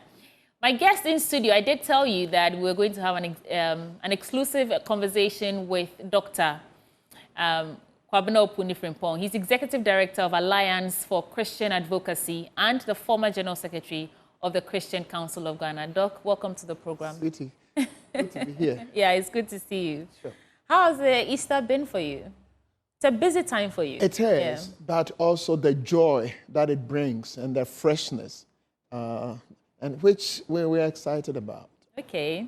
And I mean, a conversation is basically, we will get to this book that you've written that I'm curious to get into and find more information about it. But I like to think you're a statesman. Because you did serve as a as General Secretary of the Christian Council. I want to take your thoughts on some of the things that's happening in the country and what your position is on that. Let's start with Boko so that we can clear that out of the way. Many have said that it's an issue of trust. We know that there's work ongoing with Otumfuo and all that. But how is the Christian Council receiving all the chaos and things that are coming down all the way from Boko? What's your reaction to all of it? Yes, let me say thank you to you and your team for the opportunity to join you, and also to say good morning, happy Easter to your cherished viewers. I wouldn't want to go into the politics of Boko, but the human side of Boko. I'm a Presbyterian Church of Ghana minister, and we are active. In fact, the regional hospital in that part of our country, the only regional hospital, the Boko Presbyterian Hospital, is for the church. The real issue is the people of Boko are part of us. They are Ghanaians. We share common blood. And what is happening is shameful. The death and other things that we are witnessing. I watched your earlier conversation with some of our senior brothers. And we are happy you mentioned the Santehine's effort. Yeah. But I will also want to plead with the various Christian families. There are good Christians in Boko. There are good Muslims also there. Let's leave Kusa, same Mamprusi thing. Let's see them as people who deserve our love. I expect the churches to move even from the south. Pastors, bishops, must go to Boko while Santehine is doing his part, and even have peaceful march on the street of Boko to see how we can contribute in silencing the guns. We've reached a point where the guns in Boko must be silent. Okay. I mean, this is sort of an advocacy, and rightly so because of where you are coming from and the Alliance for Christian Advocacy. Is it possible, though, that Christians, like you said, can march up there and try and advocate for peace in Boko? Is that something that is actually doable? I wish you have option. I wish you have 2, 3 lives and say, let's destroy Boko 1 and maybe Boko 2 or Boko 3. And we've seen that. There was a time, many African countries, Sierra Leone, Liberia, many, of course, we now still have challenge with DR Congo. But some African countries, guns, noise, shout of, but now we've been able to silence the guns. Our country, there are not perfect, but our communities that were having sound of gun, we've been able to, not a perfect though. Why not Boko? Why not Boko? Yeah. So don't let us say, leave them. We don't. The hundreds of people we are recording is enough. You had me as they are one of us. They are Ghanaians like us. It is. That's where you had me. I mentioned that we have a Presbyterian hospital at Boko. Now, it's difficult. I want to believe our team, our staff, they are doing their best. Yeah. But now, just imagine a pregnant woman cannot walk through to the hospital, and the staff feel unsafe, even if they are dedicated, whatever level of dedication. There are also some people's husband, wife, children going through the bullets to the hospital. Children that must be sent. Just imagine that you live in a community like that. You are nowhere. Where to go? Hospital. And where you must go for attention, medical attention, you feel that may not come back home. It's not nice. Okay. And we'll plead with our politicians, let's save Boko. The story is not good for anybody. Okay. And Doc, we'll get to your book right after Galamsey.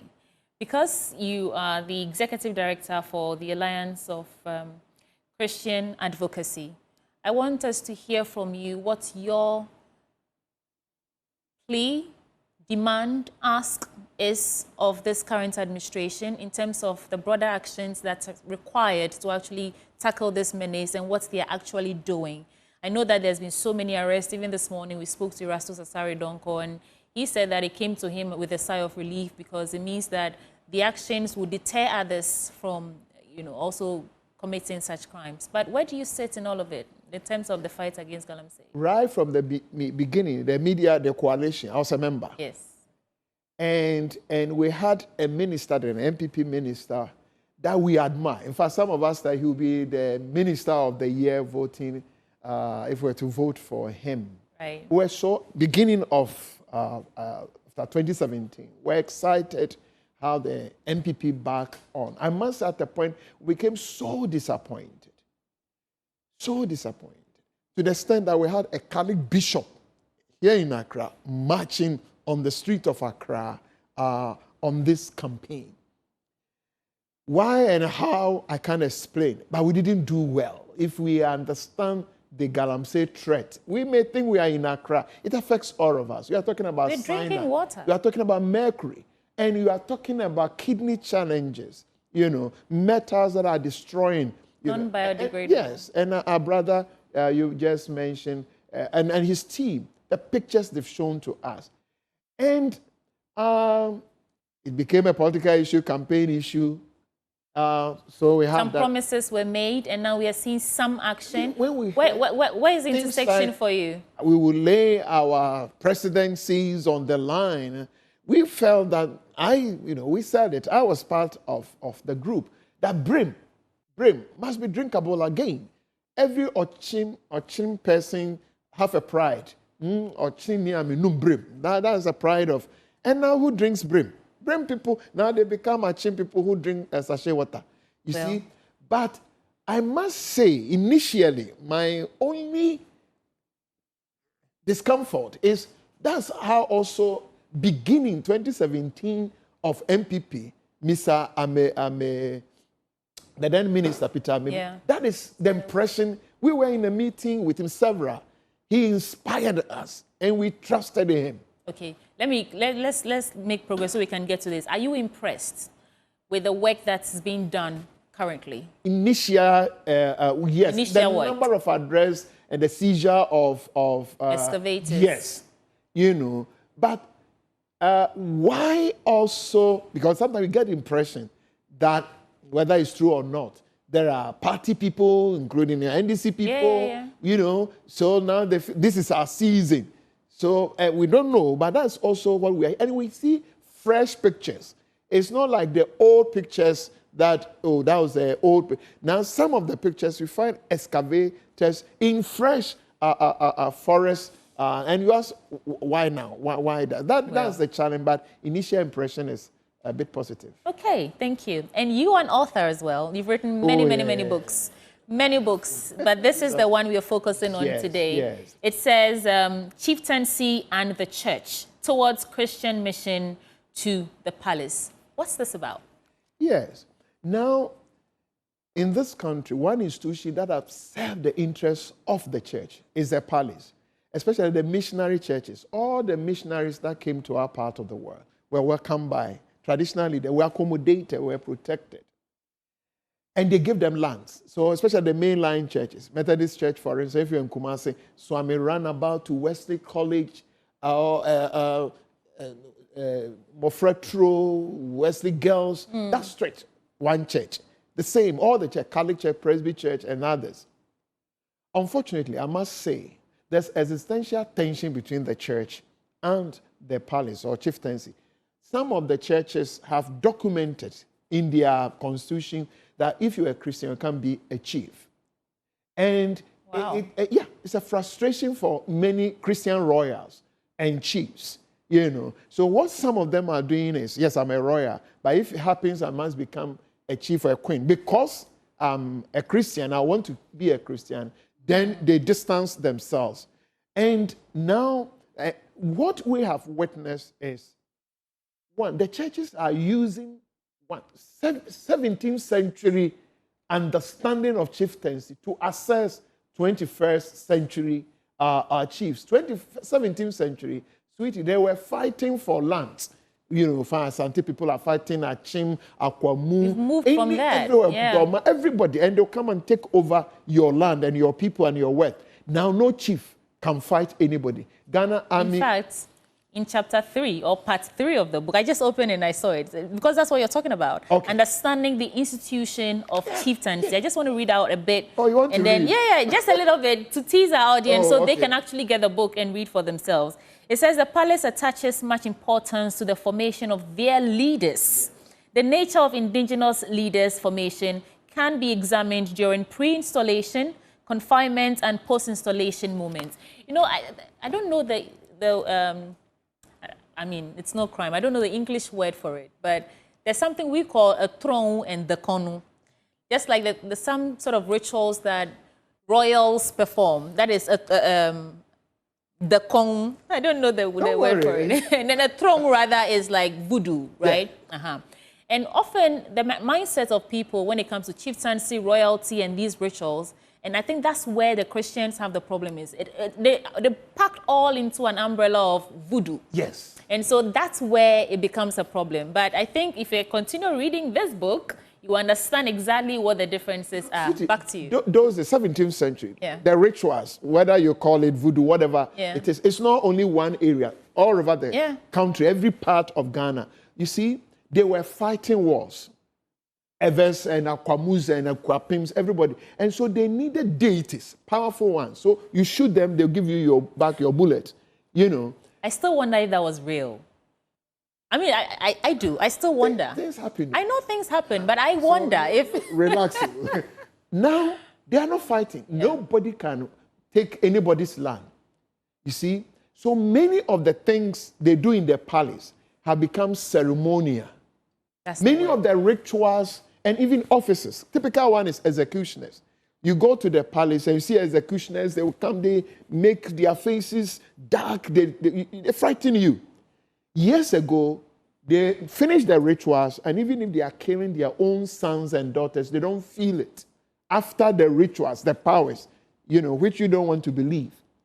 Today, when they finish their rituals, who do they kill? If they dare kill anybody, Ghana police will arrest them. But they still perform those things. You see, this is why we are saying the church must understand. Look, we have 3 different kinds of chiefs. Group 1, they know they are not Christians. They have their deities. They don't joke with their deities. Some even will persecute the church in their communities. Then number 2, we have chiefs, royals. They weren't Christians, but their friends, their own sons and daughters have shared the gospel with them. And then they are looking for pastors to baptize them. And the church distanced themselves from them because they think, you know, this is still the 17th century mindset. And they will have Christians who were good Christian royals, and now they found opportunity to serve as chiefs and queens. They only need chaplains. The churches have sent chaplains to school, all the Presby schools, whether Presec, Mawuli, whether Brip, Fansepim, all the mission schools, you have chaplains. Okay. Doc, we have to move the conversation forward, and I have to ask, after reading this book, what do you gain from it? If someone picked this book, how many pages? It's a small book. Yeah. You can finish it in 2 days, 162 pages. Yeah. After reading this, what do you hope to gain? So we need strategic partnership, the church and the palace. But we must remove the blocks, the suspicion, some of the things you even mentioned, that we can come together to build this country. Because this is the only nation we have. There's something churches can do. There's something traditional leaders can do. But you must create space for me to feel welcome. But if you come to me and then you use things against me, these people, they are not Christians, I can't relate with them, they cannot be part of us. Are you suggesting collaborating with African traditional leaders? I mean, you're talking about churches and ATR combining or, you know, collaborating on major... But we must create the space for harmony first. You see, so that even the people in the church, the Christians, we see them also in the palace. That we are not talking about different people. We are one Ghanaians. Those in the chieftaincy institution, some of them are good Christians. And some of the good Christians are in the palace. I mean, we have to go, but what you're saying, the rarity of it, the provenance of it, the plausibility of it, scares me. I don't know. As if we have a choice, we don't. Yeah. This is where we have reached. We have several examples. That's what, it's taken me about more than 20 years to get there. Prempeh College, I chaired Prempeh College for about 4 years as board chair. Prempeh College is Presby Church, Methodist, and Menchia. Okay. The collaboration we just mentioned. Doc, where can we get this book? Oh, Challenge Enterprise, Assemblies of God, Scripture Union, Kingdom Bookshop, KNUST, and many other places. Is there a number to call? 0244-801-324. Please take that again. That's your camera. 0244-801-324.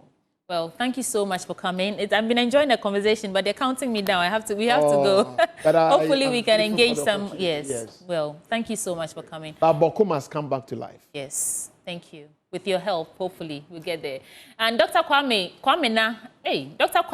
Opuni-Frimpong, sorry, is the Executive Director of Alliance for Christian Advocacy and, of course, the former General Secretary of the Christian Council of Ghana. And he has this book, Chieftaincy and the Church Towards Christian Mission to the Palace. Get a copy for yourself.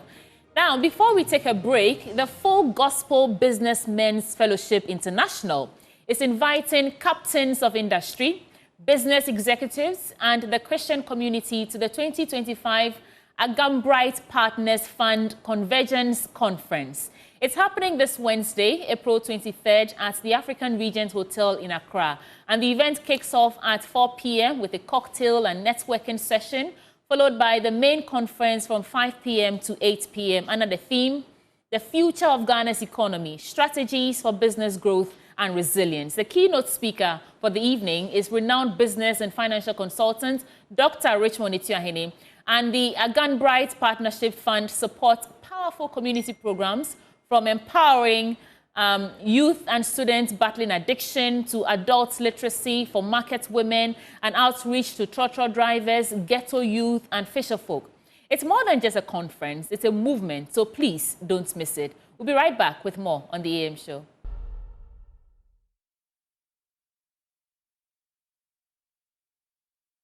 Hello, thank you for staying. Let's do one quick book review and then I'll throw you over to Derek Ashelevi to tell us what's in the trends.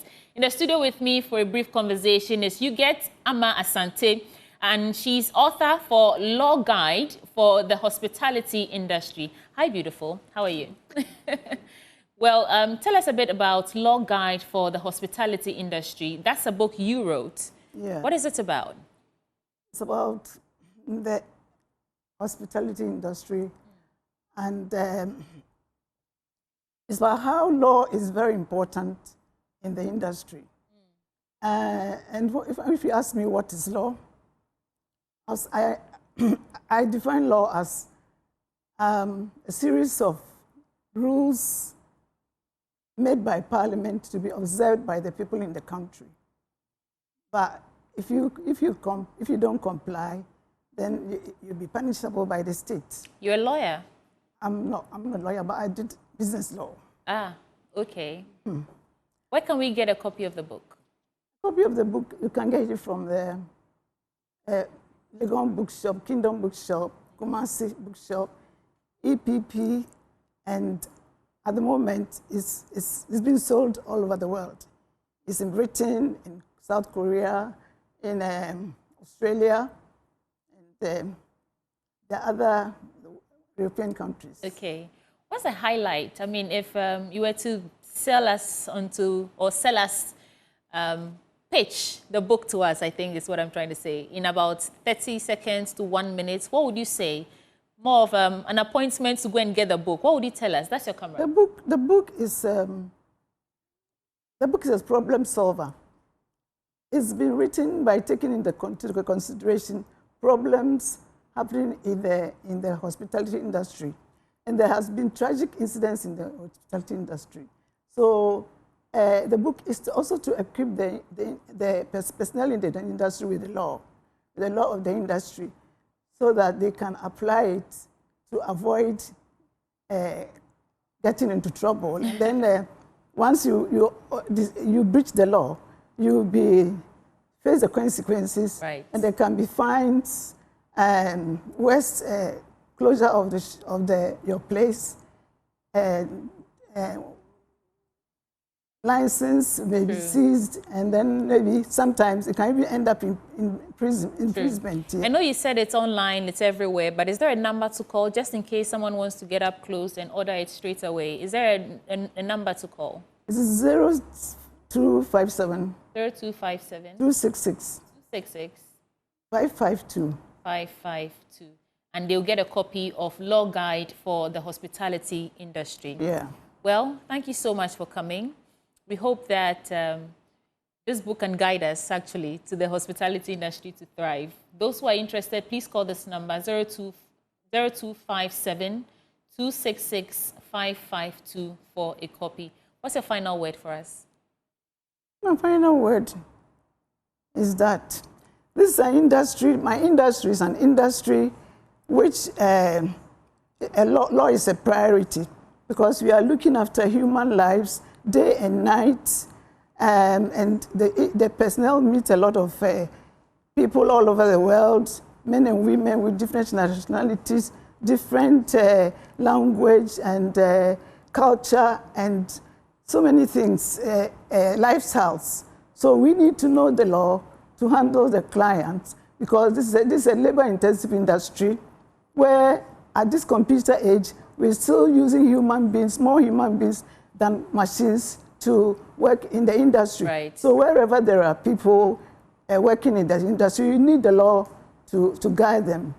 And that there is Ama Huguette Asante, and she is the author of Law Guide for the hospitality industry. Thank you so much for coming. Okay, thank you. Coming up next, Derek Ashilevi standing by. In fact, I can see him nodding his head, but we won't show him to you yet because we have to go turn around and then he'll tell us everything happening in the trends. Derek is up next.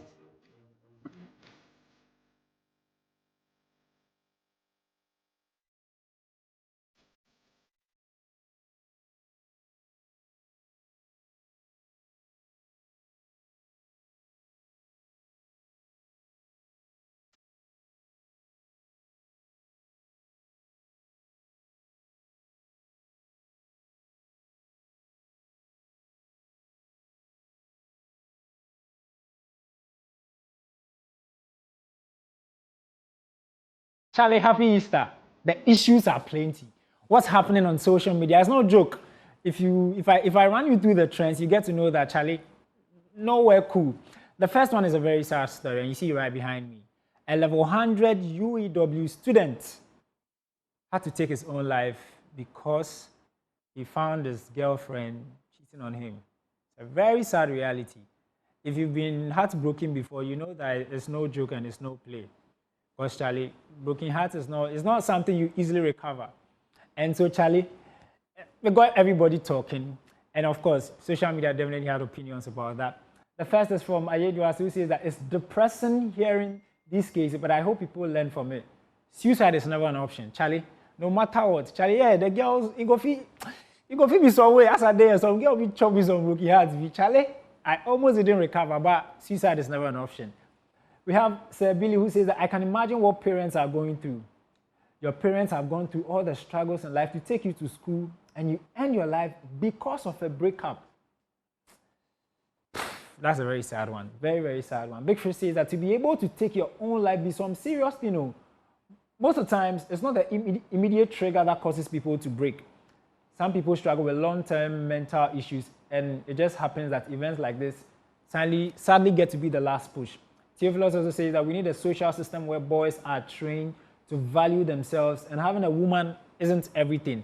And of course, Charlie, if you've heard us say it, we are a big advocate for your mental health. If you're a guy and you're going through it, don't do we move, Charlie. No. Talk to somebody. It's okay to be vulnerable. Moving on. It's a very nice story. Well, I know Sweetie wants to, I want to pick Sweetie's mind on boys, going through breakups and not surviving. Sweetie, what do you make of this sad story?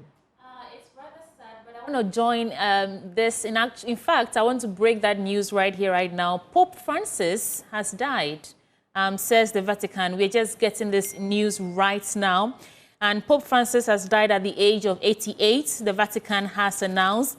And the pontiff, who was the Bishop of Rome and the head of the Catholic Church, became the Pope in 2013 after his predecessor, Benedict, resigned. And in recent years, the papacy has been marked by several hospital visits and concerns about his health. Unfortunately, he has passed on. Derek, sorry to interrupt your flow, but this is what we have now. The news broke this morning, and we are, Pope Francis has been somebody that has been a very wonderful global icon too, and so we all share in the sadness. A very interesting story that took over the timelines is one you see behind me. The CEO of Shezami, a very popular, DB kind of acheke, where they serve their, in fact, their celebrity dish, their whatever dish is acheke. If you know acheke, it's the local cassava dish that oftentimes is eaten with tilapia, or fried fish. But how does a CEO of acheke business afford a Rolls-Royce Cullinan? When I did my check this morning, apparently a Rolls-Royce Cullinan cost $450,000 When you translate it, also Sanaba, it's intentional. When you translate it to Ghana cedi, that's 7 million Ghana cedis. And people are wondering, hey, now go before Kroma Tongo before so many years. Watch it for some card, it got social media really talking that. How is this woman able to afford a 450,000? Well, just so you know, the least dish, of course, or the least plate they serve at Shezami is 250 cedis. And according to the boys, it's not the taxis don't park there, boat drivers don't park there. It's the V8, the Lexus, the Range that park there. So perhaps she can afford, a 450,000 Rolls Royce. Yeah, social media definitely got buzzing. Edward says that some people talk like getting wealth in this country is impossible. Trust how much is a check to buy a Rolls Royce? You don't know the money people are making by providing simple services. Genuine money in there. Yeah, Charlie, I think I side with you, Edward. It could be genuine money. But people are really wondering, $450,000. Edward, only $450,000. We have Twas who says that, I check the top bits in Puna Rolls Royce. People are quite incensed about that. Son of Marcus says that the owner of Linda Dorsef, who has been in operation for so many years, can't afford this. There must be a lifestyle audit. Elikem says that now, bro, I have to start selling gobe. Because gobe now you're doing every day crying, to Rolls Royce. Now I check you didn't once in a while. Big Rere says that we thought Aja for you made it by God's grace. Charlie, these are not my words, so that some people would think that they made it genuine only for issues to pop up later in life. We have like Ghost who says that soon she go come say she sold 1,000 plates of acheke daily to buy Amvim. And this is from the point of the, Richard Ni Amakwe, who said he washed 5,000 plates. So he also buys Sweetie Abochi. What's your mind on this? Derek, I really pray that God helps your unbelief. Because it is possible. People, they make come, it is possible. Great. Yeah, we have the last one who says that acheke. Banchaya hata huni kobi, go buy Rolls Royce. Vim. And it's coming at a point where the boys feel like now when these wonderful, successful people make it, they give you a very shocking story. I started with 1 beans, and now I have a beans factory. I started with 1 rice. Now I open it, so it gets the boys really talking about it. A very nice story. Yeah, it gets quite exciting for this. A very nice story is one that we all love, which is Obi Amponsa, one of Ghana's solid comedians. He did something that we didn't see coming. He had a performance sometime last year. He released a video, and in it, he gave Napo, Honorable Dr. Matthew Opoku Prempe, a run for his money, if I should say that. But he put him through some hot to see the video. I'll bring you comments after that. Great. I'll get to the video later on. But in that video, he makes the point that Napo is perhaps, in the political period, he gave us a lot of comic stuff that we didn't see coming. So Obi Amposa took the time to give us the step-by-step of what he said. Listen to it. I'll bring you comments to that. For a campaign, held the politician's hand, MPP parliamentary candidate. Held his hand, raised his hand, Mama Nye.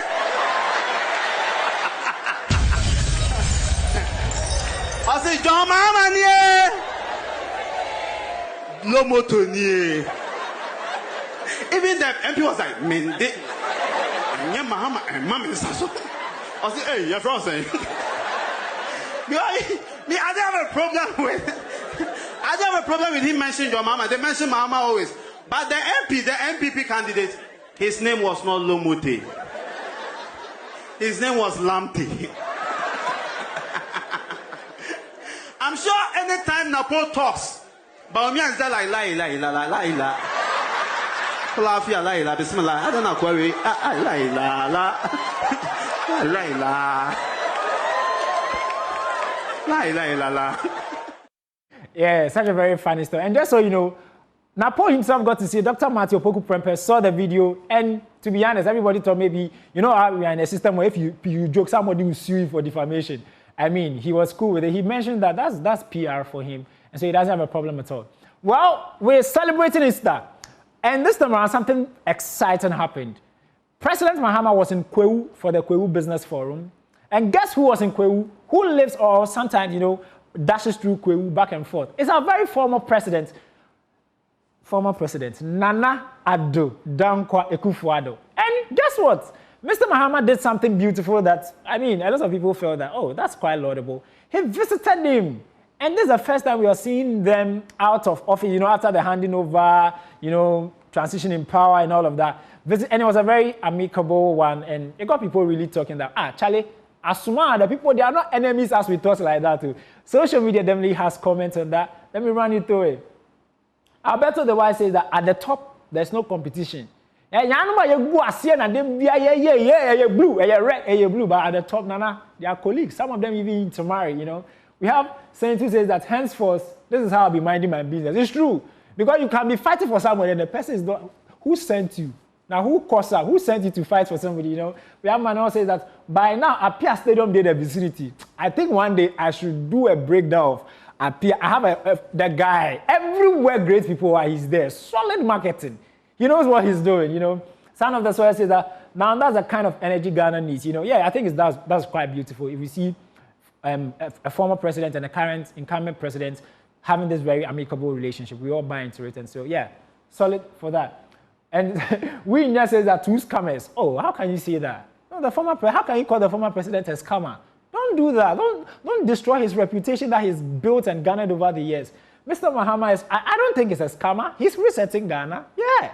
Let's give him the chance and see how it goes on that. We have Chelsea Forever who says that it's the parachicks who fight each other. These great men don't care. Hope the noisy youth can learn and another work to do aside from keep being Ramos. The Ramos there, like Ramos is Sergio Ramos. All he does is dirty job. Charlie fighting battles that nobody has sent him in this life. Of course, it's been the trends with me. Derek Elo Mashlip. I really miss Jacqueline and Sumaya Boa. Just so you know, yesterday was Jacqueline's birthday. So when you see my girl, put some respect on her name. Jacqueline and Sumaya Boa, I couldn't do this with you, but hey, we love you so much from the brand, from Kwesi Chum. I wish you on behalf of everybody, the AMT, from Etikesia Benjamin Akaku, to the sweet, lovely. Please don't wish for me. I'll wish her myself. Okay, sorry. Wish your thing. Happy birthday, Jackie. We love you. You are the reason why we are all blowing on social media. Happy birthday, darling. When I see you today, I'll give you cake.